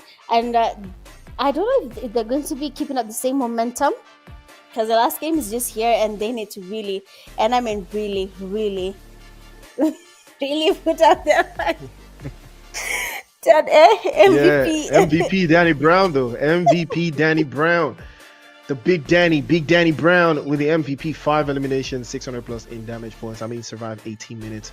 Towards the end there, I think he lost a little bit of his footing and he fell, and he was prone and he just couldn't get up. That's what it looked like. Towards the end of that game, I think he fell and then he was prone and just couldn't get up in time. So let's just call it that in the final third. But XSD is starting of business. They are turning up, and we love to see 600 for Danny Brown. McGrellin in second place there with 4 eliminations, almost doing the same 600 that Danny Brown did. Kiss in third with 774. Merrick in fourth with 500 and with 4 eliminations, and Cloud in fifth with 4 eliminations, almost doing 450 plus as well. Again, 3 Crown Esports, well deserved 25 points to the good. 10 Ecstasy sharing the exact same points with Tribe, 13 apiece. Black Mamba in fourth with 9, Dark Knights in fifth with 5, Umoja in sixth with 4. Again, they did well enough to get some extra points for them as well. But Neon Rising with 3, not their best performance so far in this game, but they still managed to put some points on the board. Ragnar as well, struggling a little bit there, 2 points to the good. Afro Esports in 9th, and Foul Play in 10th with 1 point apiece. Again, these are two teams. These are the 2 teams that finished first place and second place in the overall, for Group C. But again, all eyes on me. We'll keep our eyes peeled just to see what the deal is there. But Cloud, Morstees, McGrellin, Kiss, and Lick all working together here to get themselves inside of the top MVP list for the most part of the game. Again, we've seen how solid these teams and these players have been, for their respective teams, and we're starting to see, the race for the MVP starting to stretch out a bit. Cloud is leading the charge there with 11. Can we see more of the same in the last game? Well, we're gonna keep our eyes peeled. Can Cloud turn things up a notch, or will Morstees catch up? It's not too far out. 400 is just the distance. McGrellin is also in the cut. That's a very good start. But as it stands, 41 points for 3 Crown Esports, and Umoja Gaming just in a close second with 31. Neon Rising in third with 30, and Ecstasy have catapulted themselves all the way to top 4 with 23. Black Mamba in 5th with 22. Tribe in 6th with 20, and Afro Esports in 7th, Dark in 8th. 4 portions in 9, 2 points away from qualifying for the Super Weekend. Foul Play is 7 points away. Ragnar is in with 6, and Invisible Empire in 12th with 2. Remember, top 8 will move on to the next stage. 4 portions, Foul Play, Ragnar. These are the teams that need to rise to the occasion. Dark cannot afford to go out early. If not, that is going to be a GG's for them. Afro Esports as well are not safe. Foul Play just need to put out some nasty work there, and it could be curtains for them. And this is a team that won a chicken dinner. They are still very, very, very, very unsafe as it stands. But we are going to hop into the next game, and then we'll find out who is going to qualify to the Super Weekend from Group Red. So, ladies and gentlemen, it's been an interesting couple of games, 3 games to the good. We've had Erangel action, we've had Miramar, we've had Sandhawk, and now we are going to head back into Erangel to close the night out and see who's going to take out game number 4. Who's going to finish on top? Who is it going to be? Who's going to come out on top of this group? Right now, it's looking like 3 Crown Esports, but is that going to be the case? Coming into the last game? Well, stay tuned and find out. Don't touch that down. Don't forget to like, share, and subscribe. It's the MPL Season 8. We'll be right back after the break for match number 4.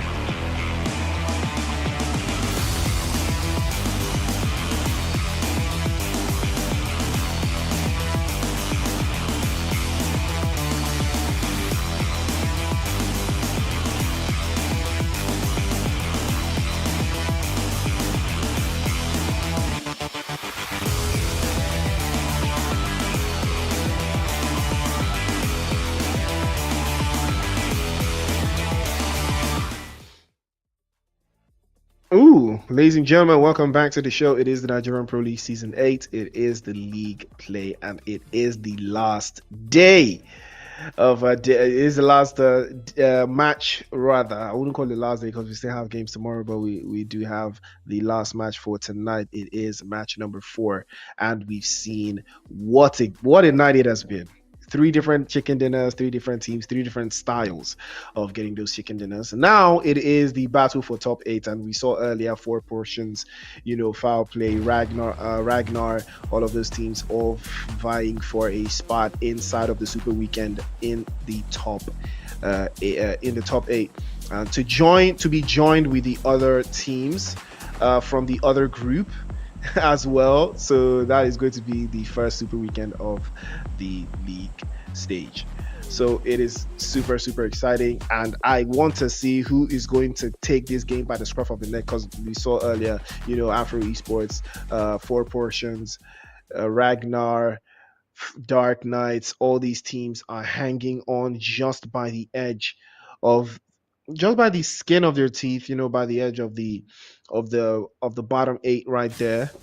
So again, who's going to take the game in match number 4? I think this match is going to be very, very, very, very chaotic. I'm expecting some chaos here, Mitch. What are you expecting?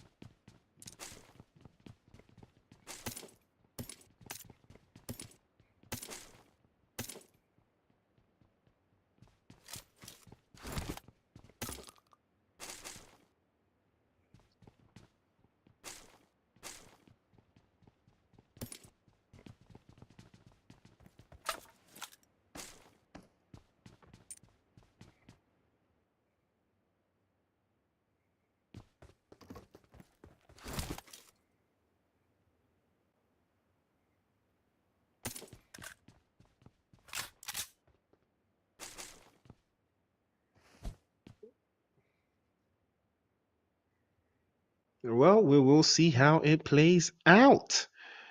But right now, Ragnar and Black Mamba again. Is this beef? Because this is the second time I'm seeing this, and this is the second time.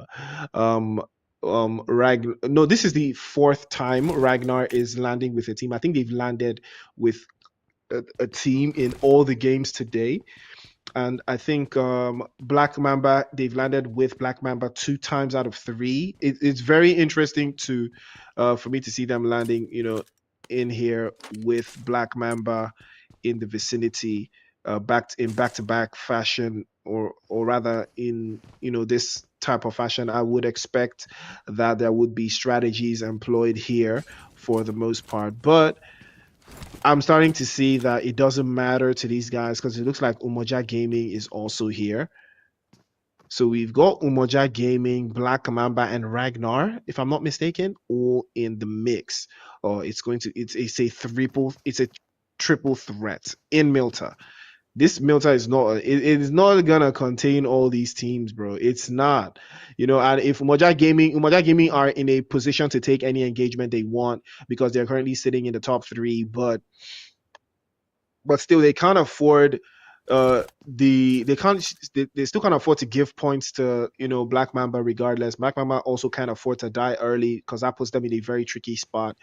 But I think, again, this boils down to who wants it more. I think that's really what's important. Who wants it more? Who's gonna outperform the other team when it comes to 4v4s. Ragnar is also chilling in the background. They're stacking up utilities, but Umoja Gaming in a 2-2 split here, gathering intel on Black Mamba and Ragnar at the same time. I don't think they have the wherewithal to deal with this now. And Order will take it upon himself to get the first drop on Umoja Gaming. Naruto is the first one to get knocked away, but he will not be getting flushed, unfortunately. But that gives Ragnar the leeway to commit to this engagement.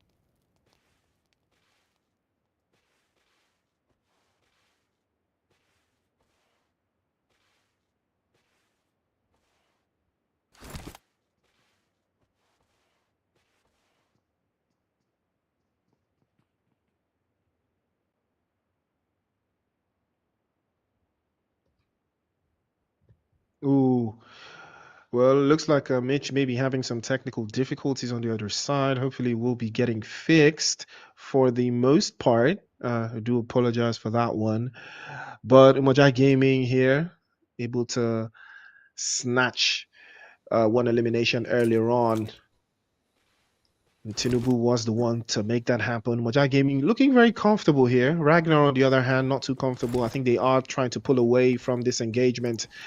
And Black Mamba will be taking Okay. Now they will be taking more of the eliminations down, rather more of the play zone. From this side of the map. Again, it would take a little bit more for them to make through, but I want to see what they can do, with the position that they've already been afforded. But as it stands, it looks like Tinubu will take another one. Black DIC gets knocked away, and Moja Gaming will snatch yet another two eliminations for them now. I hope I'm back. I really, really hope I am. I think you are. Oh, I am? Okay, I was there Mm, ranting about, yes, you Moja are. Gaming. I was there gassing them. Thank God they didn't hear me. If they went back to lobby, it would be something else. But you know what? It's totally okay there. We have the players from Black already. One of their teammates is down, and we can see Perry trying to get another push here on one of the players from Black. He's trying to retreat, trying to avoid this fight as much as possible. Only two players still stand from their team. It is the last game. Every single point does count. Your kill points, your placement points, all of these points will be very, very important to determine the teams that are going to be playing on Saturday. Only 8 teams are proceeding, and it's looking really tight. Although some teams are a little bit confident that they have already, gotten the points they need and they're ready to go in for that push. For example, Umoja, right now, this is the first time we're seeing them taking on an early fight. Usually they don't, so I don't really know what they're looking for in this game, but I'm hoping it's something that will work out for them. They don't lose a lot of points and end up not being in the top 8. It will be very, very sad.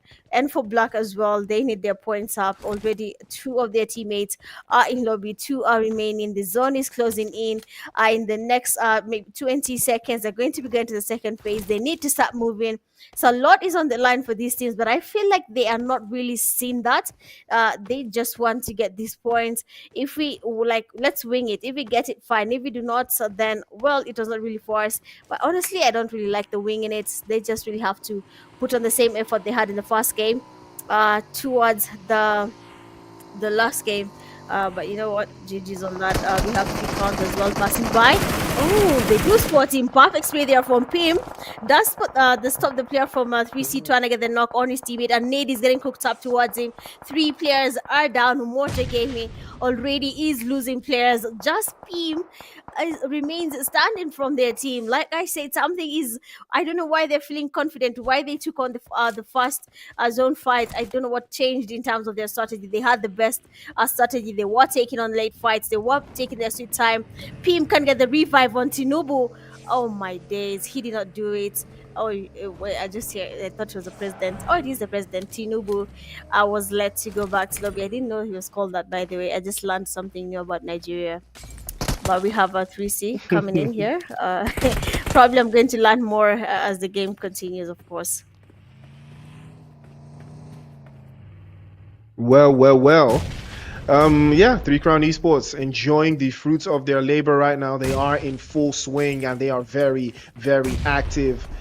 Pim is out of space right there, and Cloud will make sure he gets the final hit. Umoja will go out in 12th, but not without taking 3 eliminations with them. So they did finish quite nicely. Did finish strong. I think they did have a good game overall today. So yeah, they did finish quite nicely. But now it gives the opportunities to the other teams that are currently sitting at the bottom more chances to get more points, and I think this is a good chance for them to advance. Again, I'm still expecting an upset. I'm still expecting something to change here, and I want to see if Dark Knights, Four Portions, Afro, if they can, you know, turn things around or outperform one of those teams that have dangled the carrot a little bit too close to them. I want to see if one team is going to turn up in one of these three, and I'm curious as it stands to see if there's going to be a change in strategy. We've already seen a change in strategy from we've already seen a change in strategy from Umoja Gaming, and it didn't pan out for them. And I know this one must really hurt Mitch because she's a fan of Umoja Gaming, and she gave them the caster curse because you already know that was the caster curse, guys. Let her not even Uh, pretend like that's not the uh, caster curse. we said She it thought I wasn't doesn't gonna bring this up, work. but yeah, Umoja Gaming. Yeah, right, right. Umoja Gaming. Mitch is the reason you guys failed, so blame her. And yeah, it's all her fault. Yeah, right. Yeah, you know what? I'm gonna prove you wrong, and Afro Esports is going to win this game, and you'll see there's no such thing as cast is cast. Okay, it is a myth. It doesn't exist. It's just you just want people to say I'm the reason, but Umoja Gaming is a good team. They have proven everyone wrong, including Priest. And I think even though they've gone back slowly too early in the game, 3 points in, they have a little bit of points there to boost what they got in the last 3 games, and it's really, really alarming that they went back to lobby like really, really early. In the game, being the first team to be eliminated, I really hope that they do make it to the top 8 teams, and then they can continue proving people wrong. But we have 4 portions. One of the teammates there solo is down, and of course that does give the players from Tribe Warriors the chance to go in for that push, and knowing that they have a knock and a fast. The other team is actually outnumbered right now. A perfect nade is getting cooked up there. Kobe gets 2 players. Ooh. Now that's a perfect Kobe. 1 player remains, and we have a Kiss. They're trying to go for that push. Might just be the one eliminating the whole team. Oh, by himself, but then not the case really, because the last player there has been S12K'd all the way back to lobby, shouted to the face. And it is GG's the 2 4 portions Oh, and it's up there for Tribe Warriors. oh, that is dangerous. That is very dangerous right now. Four portions have they have opened the gates. They have opened the gates for the other teams to get into the top 8. I think it was Four Portions that was sitting in 8th place, if I'm not mistaken. They were sitting in 8th place in the previous uh, game, and now they've dropped points by getting eliminated this early, and this could potentially cost them, going forward. I want to see if that's going to be the case for them, but Tribe Warriors have put them back into the lobby. Tribe Warriors having a fantastic start, for the first part of this game. I'm super excited now to see what the battle of the bottom teams is going to look like. Right now, Umoja Gaming, Four Portions, these teams are not at the bottom, and the play zone has shifted towards the northern side. George Pool very much in contention here. The rotations now is the time. Ragnar, this could be an opportunity for them to turn things around. Foul play as well. I want to see the teams at the bottom take this game overhead. Invisible Empire on that western side, foul play in the south. Again, holding off Everest is a very good spot, but how well can they hold it though? Neon Rising up onto that northern side, they're making their own rotations, trying to get it a bit more central, and we can see that that is the plan for them. But can they actualize it though? How much time do they have? You know, they've got a couple minutes until the Plato shoots away, and but a Choco will also have a couple shots to alert the guys from Neon Rising that yep, there's ops in this area, so you got to be careful, and they will position themselves in a better spot there just to keep themselves in a little bit of a shield, you know, just a little bit of a shield here to see if they can um avoid being a sandwich. But Dark Knights, man, Dark Knights need to do something here. They need to do a whole lot, you know, Mitch. And I think, what do you think the Mhm. teams at the bottom should be looking out for now? Do you think they should just focus on keeping all of their players alive and get into the final third, or do you think they need to start sourcing for eliminations at this phase of the game? Honestly, this is it feels like a game of cards, but I'd say like the teams here at the bottom, they should focus on the placement points for now, because you know, even when you're there, sometimes it does affect how confident you are when it comes to engaging in a fight. So I wouldn't really encourage them to do that. If they could just wait a little bit longer and just get the best place in the zone, hold it there, just wait for at least top 5, you know, that's a guarantee that I have this number of points already for my team. And if I can just try and third party, or just try and get a last a win, or engage in any type of fight, or uh, get a task that is just like a knock line in front of me, then that I'll definitely do. But for them, I'd say don't really go for that early fight. If you can just wait for your chance to engage in third parties, fine. But if you can't, just hold it. Placement points for me feel like a sure bet. I Okay. don't know about players, but it is a sure bet, because if I get position 4, I'm sure I have points from that. I'm so sure. But if I don't have and I engage too early, that's just sad. It will be worse. Things could go from bad to worse here for Ecstasy, as Tribe Warriors will be hunting them down this time around. Tribe Warriors have decided to rise up in this third game. They're currently sitting in 6th with 20 points. They need to extend their hold a little bit more right now, and Tribe Warriors are trying to close this out and eliminate the guys from Ecstasy, as Danny Brown will be crushed under the buggy. Bego runs over to the right-hand side, escapes the danger, and Tribe continue to mount the pressure on their position as well, as Kiss is trying to circle back into that open space and keep the rest of his teammates in a better spot to take the engagement. But 10-11 Ecstasy have moved out of this area. They have prioritized the play zone. And take a look at that. Ragnar is the only team that has made a little bit of a distance between themselves and the rest of the other teams. The play zone is closing out. I want to see who's going to come out on top, but more Pain tries to play off the right-hand side. DBS immediately to clutch. But unfortunately, it is so hard. It is so difficult to breach a team like Tribe. First DBS over the other side. Immediately, Sook gets dropped off. More Pain. Immediately with the DBS trying to close this out. Kiss.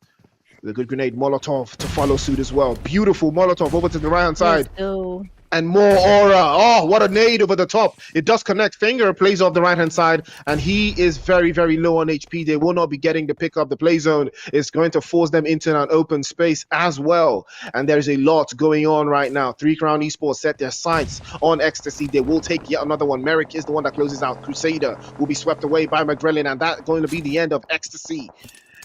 And they will lose out. Unfortunately, Neon Rising will hold out for the longest time. Right now, Foul Play, Ragnar, and Invisible Empire. These are the 3 teams sitting at the bottom right now.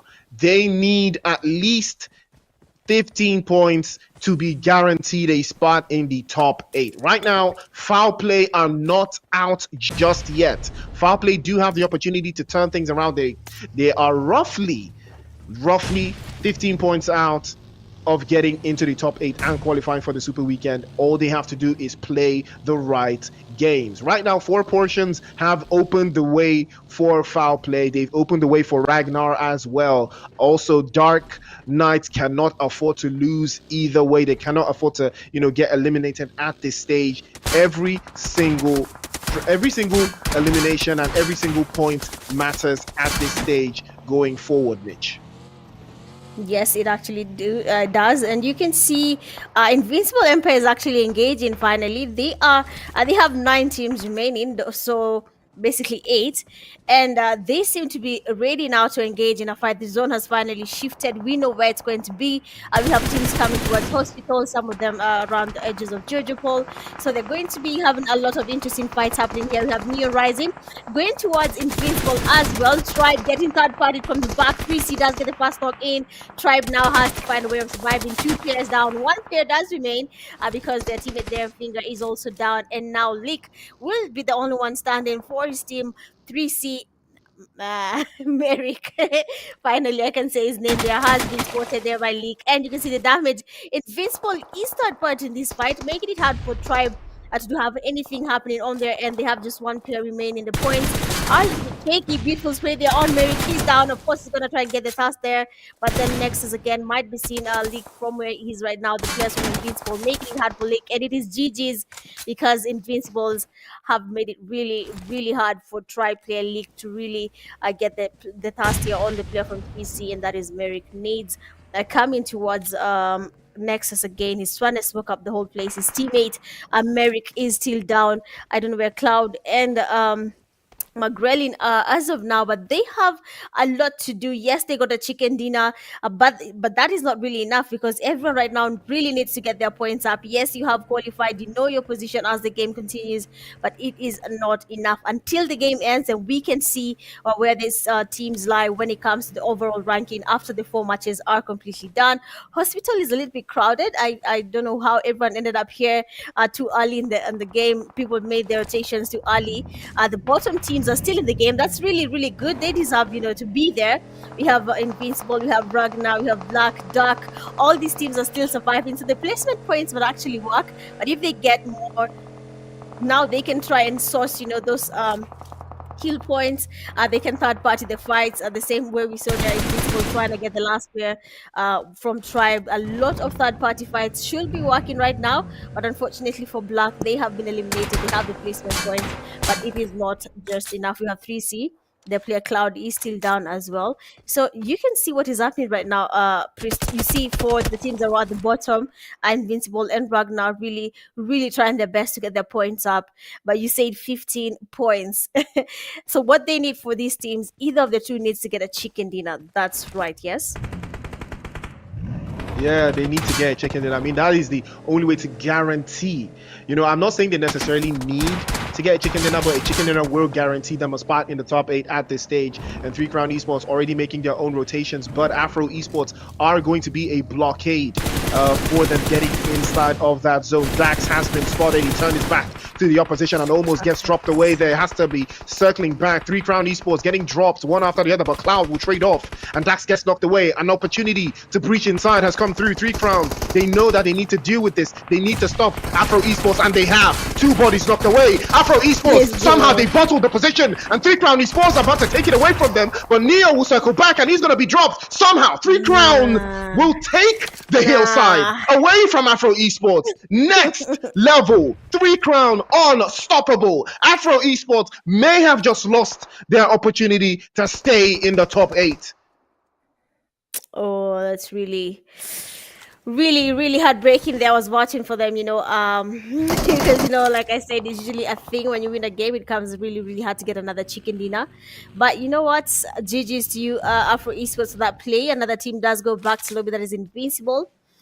Empire, they are now back to lobby, and the last 4 teams, I believe 5 teams, sorry, for Dark and Ragnar, they're still in the game. They're still trying to get their points up. I really hope they do impress us at the end of the day. But we have the players from Foul Play trying to engage in a fight against the players from 3C, third party. A lot of damage there from the back. We have the players from foul play really having a hard time right now getting to balance between the players from 3C. There's Ragnar at the back. Everyone is literally everywhere. Neon Rising watching from afar. Dark as well. Basically, every single team right now needs to get the points, need to get their kills in. Three Crowns getting the knocks up as well. And for Ragnar, they are playing a really, and I mean a really passive game there. You can see their teammates here. Aluka trying to smoke up the whole place just to make it to the safe zone. The zone is going to get a little bit more damaging right now. It's going to be very, very intense. And I don't know how Ragnar is going to make it to the safe zone. They have teams right above the hill. They are on their right side towards hospital. And they're going to be exposed to very, and I mean very intense sprays because they are going to go up and engaging outside the zone is never the best way to go about it. You have basically alarmed everyone that you are there and they're going to be trying to get the kills there from your team. And it is GG's to Ragnar. Unfortunately, they have lost their points to just the zone, not even to a team. And now we have just two teams remaining. We might be having another chicken dinner for 3 crowns. Priest, I don't know if that's going to be possible, but you know, Dark Knights is really also up in the numbers. They have 4 players in. They have the place. They have basically their advantage. They have the warehouse. But is it going to be a surprise for us if 3 Crowns Esports gets another chicken dinner in this last game? Well, it is going to be one of those games where it's all about confidence at this stage. 15 eliminations as opposed to one. Dark Knights only have one elimination so far. And again, I think that will tie into how 3 Crowns will take the game. We saw how 3 Crowns took a position away from Afro Esports on the hillside. They took them all the way back, and it cost them. It cost Afro Esports a little bit more than they would have thought because they were just not ready to take that engagement. And 3 Crown Esports are right now in a very, very peak position. They are looking very comfortable, and they have all of their players up as well. But so do Dark Knights. And Dark Knights are sitting right now in 8th position with only one elimination. It's a very good position for them as well, but they cannot afford to lose this engagement. They cannot afford. But now the utilities are starting to come out. 3 Crown Esports have turned everywhere to White Snow. Abubakar has started to take the initiative. First spray, first drop over to the other side. Here they come now. Grenades flying all over to the other side. Frosino peeks out, but he's going to be dropped away by Merrick immediately as well. But the trade-off is good. A grenade sent over by Abubakar. They will take 1 for 1. 3 versus 3 now. Abubakar peeks out the right-hand side, almost getting dropped away. Nexus has to play off the left-hand side. Grenades trying to fly through. Frostino will be swept back into the lobby. And now another grenade from Merrick. Turning them one after the other. He's about to send them visas. Send them all the way to America. One after the other. After 4. Dark Knight, they will not rise. 3 Crown Esports is cooking them one after the other. 77 had no idea that he was going to get dropped away. But McGrellin on the other side can't seem to hold off the pressure as Nexus again will close them out. 3 Crown Esports do not lose a single player in this engagement. That is how you know that they are next level. Big opportunity here to close this out with 19 elimination. Shalom has been spotted. It's good night for Dark Knights. And they will be meeting their end at the courtesy of 3 Crown Esports. Surely it will not matter. They will go out. What a finish. 3 Crown Esports, back-to-back chicken dinner. If it was a super weekend, it would have been absolutely diabolical, but it is not. But what a finish this was. 3 Crown Esports showing exactly why they are best of the best, and that is why we love to see it. Ladies and gentlemen, that is how you make it happen. 3 Crown Esports, chicken dinner, back-to-back. I mean, what a way to end the night. Getting the second chicken dinner. We have the team starts here. Nexus again getting 3 eliminations, a damage of 341. McGrellin 5 eliminations, a damage of 741. Cloud getting 5 eliminations, a damage of 376. And we have Merrick there at 6 and damage I can't explain. But we have a match summary there. 39 eliminations in the game, 40 knockouts. 6,921 total healings, 31 assists, and 3 grenade eliminations that just happened right at the end of the game. At the last zone, a lot of grenades were getting cooked. I mean, Abu Bakr was basically being bombarded. Like, nades were literally everywhere. Looking at the head-to-head here, 3C getting 2,268 damage, Neon Rising 573, 14 knockouts for 3C and 3 for Neon Rising, 19 eliminations 3C and 3 eliminations for Neon Rising. A total survival time for 3C at 27 minutes and 18 seconds. Neon Rising getting 24 minutes and 42 seconds. Total points 29 to 7. That's wild.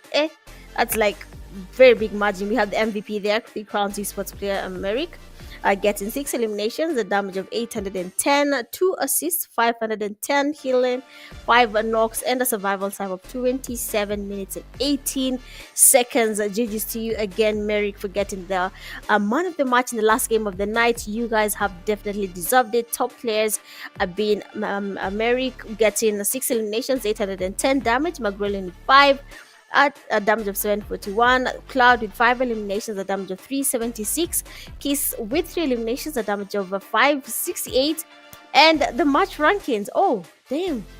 3 Crowns with 29. I mean, that's really high. And then the team following next has 7. Anyway, Foul Play and Dark Knight stand as well as 7. That's still, I don't know about that, but nah, that's too big of a margin. It's too big. Too big. Tribe Warriors Wow, getting 6. absolutely incredible Yeah. from 3 Crown Esports, man. Absolutely incredible stuff from 3 Crown Esports. 29 points, 19 eliminations, and a chicken dinner. It's absolutely incredible. You know, back-to-back chicken dinner, high eliminations in both games.